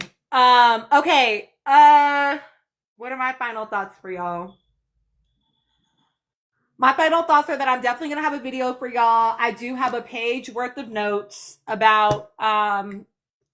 I will make a lot of it public. I will make maybe my spicier stuff subscriber only. Yeah,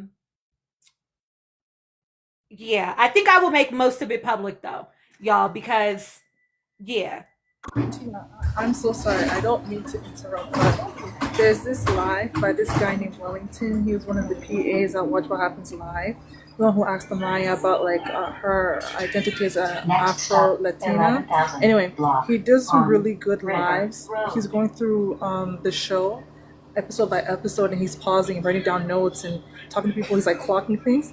So I don't know. I'm just recommending it to folks because I'm watching his stuff and I go to your lives or whatever. So I'm like, I'm not necessarily writing down notes, but I'm like remembering things and stuff. And it's really interesting. So yeah, just search him out. He's good. I recommend it. Okay, well, there's another recommended person to watch. Y'all know that Gigi Wellington is the name, ZL.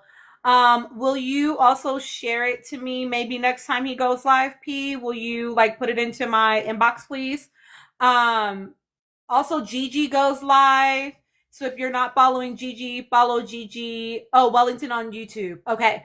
And also does reviews of shows. It's on Twitch. I don't have a Twitch, y'all. Love Island Games starts on Tuesday. Y'all, I'm hoping that it's not as slow of a start as season 1 was. I'm going to be honest. Season 1 had a very slow ramp up to actually being good. I am almost done with season 1. Am I lying? I'm lying, huh? I don't know if we're almost. I wouldn't say almost done. But we will finish it before the second season starts. It's Wellington with 1 L. What I appreciate already, I don't know if people have the app. I don't know if y'all have the app, but they did already start doing interviews with the Islanders, and they're already asking them, are you here for love or money? And people are already being honest about what they're there for. So that'll be nice to not have to watch people fucking pretend. Which is one thing I do like about Love Island games. I didn't watch the first season while it was happening, so I don't know if they did these same things with the first season crew. I think it's going to be really interesting though, because now they have the voting dynamic where the public will be voting and engaging, and it wasn't that way season one. And so I do think that that might impact the way that people show up. I'm not necessarily excited to see the two black women. I don't know anybody other than Andrea, Chris, what's that one boy's name? Kendall and Charlie. I don't know anybody else. And I'm asking y'all not to like ruin it for me. I really do want to have like an unbiased sort of peek into them as I'm watching the show in real time. I'm always gonna root for the black women for sure. Because I don't like how they do the black women. We will see though. KK seems like she's pretty likable. Bella is not gonna be there. She's not. Y'all, I'm Cookie, I love you, boo, and I'm not doing it, babe. I'm not gonna go back and get to know her. I'm not. Hold on, was Bella in the leak cast or something? Bella was in the leaked alleged cast, but they put out to a cast. Posted a video with the actual confirmed cast, and it is on the it is on their it's on their Instagram. It's in the app. There will be bombshells that come in, so we'll see. No, I know, y'all. I know that I've heard that season 5 was really good. The thing about it is, y'all, is that I know I say this a lot, I don't typically watch romantic shows. I don't watch dating shows. I don't watch none of that because I don't like the way that the black women get. Did you watch season 6? No. Bits and pieces. I did not watch season 6 in the way that I watched season 7. My daughter, again, she likes all this shit. So she watched season 6 and I would watch bits and pieces with her. And so I knew who these people were. I had an idea, of who they were. But yeah, I don't watch dating shows. I really don't, because I don't typically like the way that the exactly Seattle. I don't like the way that the black women are done. I watch things like Married to Medicine, Real Housewives of Potomac. I watch Love and Marriage Huntsville. I watch No way, you watch Huntsville? Yeah. I be watching with my mama all the time. Right, Mom? We watch Love and Marriage Huntsville. She likes it. Yes, I watch that. So I like watching stuff that doesn't get my blood pressure up too high. With Louis Hilga's current boo. Ooh. I don't know. Isn't he trash? Yeah, and it's I'm ready to get off. I don't know why Louis came on my FYP. He wrote a song called "You Pretty." Y'all heard of his little song? I haven't. Okay, Zio, you want to know what I think about Melody? Yeah. I already saw your face. Tell the truth. I like Melody generally overall. Okay. I think they all subscribe to respectability politics in a way that just doesn't resonate with me personally. But I like Melody. I think she's, I didn't like how she handled the thing with Destiny, but I also understand why she was moving the way she was moving, because Destiny was being weird with Martell, and where do your allegiances lie? And it's one thing if it had been an amicable divorce, but Martell was such a fucking menace and still is, right? Even all these years later, that it's nah, bitch, if you my friend, then you my friend, you're gonna have to pick a side in this scenario. Sometimes you do have to pick a side. And so, but Destiny said she knew Martell first, so I think that's why her allegiance went to him, even though he's an ain't-ish. That's cool. But then actually leave me the fuck alone. So if you gonna be his bud, then be his bud over there with him. Don't continue to expect things from me. That's not, because Martell was being too messy, and I felt like nobody really took it seriously how much he was harassing Melody. Like nobody was taking that seriously. We're watching that shit in real time. And for me, it's like, even this goes back to the company you keep. If nostalgia and the length of the relationship is enough for you to look past everything about this person's character, I'm sorry. Even if you were my friend before, once I start seeing you act a certain type of way, you may not keep me as a friend. He was moving raggedy. And I agree, ZL. So like I like Melody, as I appreciate how much of a boss she is, how much she be on some like I don't really give a fuck about certain stuff. I think she's just the right amount of messy. But yeah. I will say that what's the couple, the old couple? They're not like old, but y'all know who I'm talking about. The one that was supposed to be her mentor. The mentors. The mentors. Y'all was Chris and Nell. Chris and Nell. Yeah. The way that they do their kids, Trash. I'm definitely gonna have some reviews. Especially about both of them, but especially about Nell. But about both of them, because I feel is it because of the way they are with their kids regarding money? Like what is it with the Fletchers that y'all feel a little like I just want to know your opinion. I think everything. I think the way that I think money for sure. I think that especially Nell, I think that she's like one of them parents that like, I'm gonna do something for you, but I'm gonna hold this shit over your head. Like, these are your children. If you're gonna give them some money, give them some money. Keep, you know what I'm saying. But if you would have taught, like, I feel like they're the parents that are like, we got money, but we didn't teach our kids shit, and we kind of just gave them money. But now it's like, I don't want. I expect you to now know how to do all this. I expect you to know that I do never this stuff taught that you. I never taught you. And then she likes to do stuff for people and then hold it over her head. That's why she acts the way she acts, even with all the other women, right? It's like, oh, like she did with Melody, where she made that whole big old thing about being her mentor when that was never really like a thing, but she showed up for her a couple times, and that, like, you know, if you're my friend and I'm going through it, show up for a nigga. You know what I'm saying? But like, don't hold it over my head thinking you're my mentor because you gave me a couple conversations. That's crazy. I'm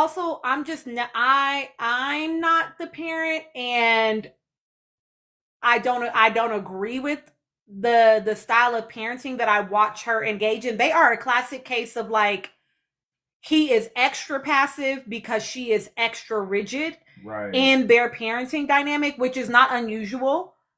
Most people are gonna be on opposite ends of the spectrum in order to balance each other, when really you both should be somewhere in the middle. But that takes practice and work and support around being that way. And I get it, her mom was dying, but what does that have to do with anything? Well, no, it has something to do with it. But my thing is, so then tend to your mom, but don't choose to come tend to me and then use it as a weapon against me. When you got to choose what you were going to do. And what you chose to do was come be in my face like you were there to support me. So don't then use it as a weapon. ZL, you think they're financially abusive? That's what ZL is saying. You think it goes as far? But Tina, I recently learned about favor banking. So you think that's what Nell does? I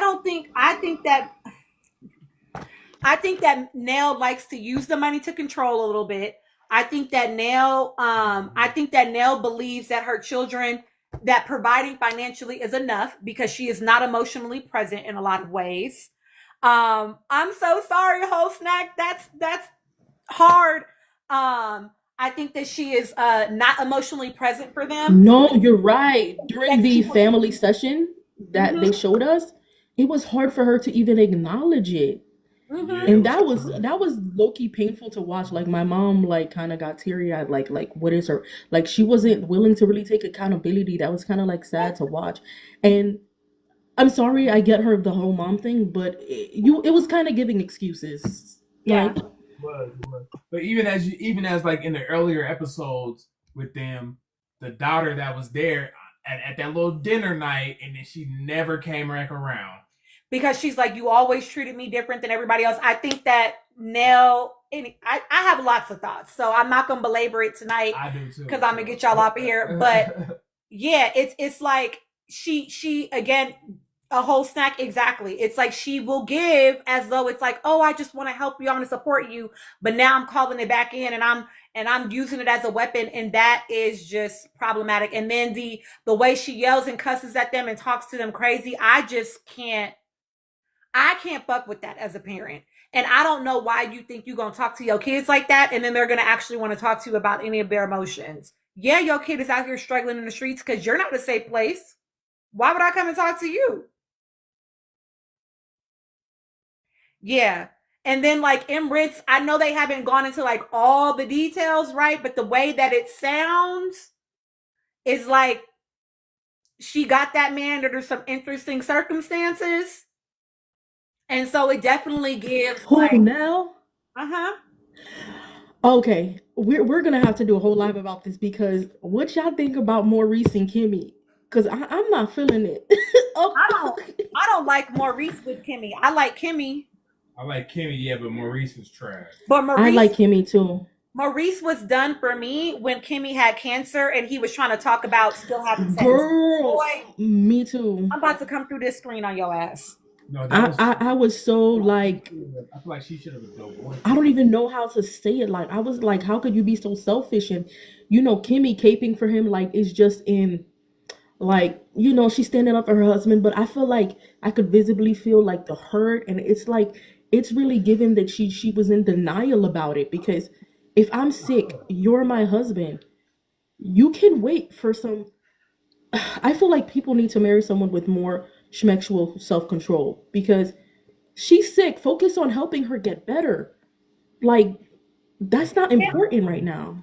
It was him acting like exactly Emirates. And so this goes to the whole religious piece, and then we're getting off, y'all. But like it was guilt because there is that whole right. This is why I told y'all last time or whatever time it was how the 5 love languages are bullshit. But like it was a guilt thing because it's like, oh, well, you like owe this to your husband. Like this is the way that you show up for your husband. But it's like she quite literally was dealing with something in her body that made her not able to do it. Like, get over it. If that is the entire basis of your relationship, like you can't survive. Like I just no, it was giving inconsiderate. It's not even about having sexual control. It's about you just don't actually care or consider her. And I don't know what you've been watching in the media, but apparently there's a whole bunch of stuff that's come out. I don't know. I gotta go read it. My nail tech watches the show, so Melody was on live selling her products. Did a whole tell all about how Martell is actually way worse, and some things got edited out. And I believe her because Martell remind me of my narcissistic ass father. That man's dangerous. Okay, his bullheaded ass. How dare he? Well, not even that, Anne, but like, I mean, Martell is clearly I have lots of thoughts about him, but there was like apparently rumors about like apparently there's been like confirmation, I guess. I don't know. I have to go look at it myself, but like confirmation around Maurice like embezzling money, like under Kimmy's name or some shit, and around Marceau like actually being outed for cheating and it not just being a rumor. So I don't know, y'all. We will see. But thank y'all so much for being on the live with me tonight. Don't forget to go fill out the form. I will see y'all again on Sunday. Toodles.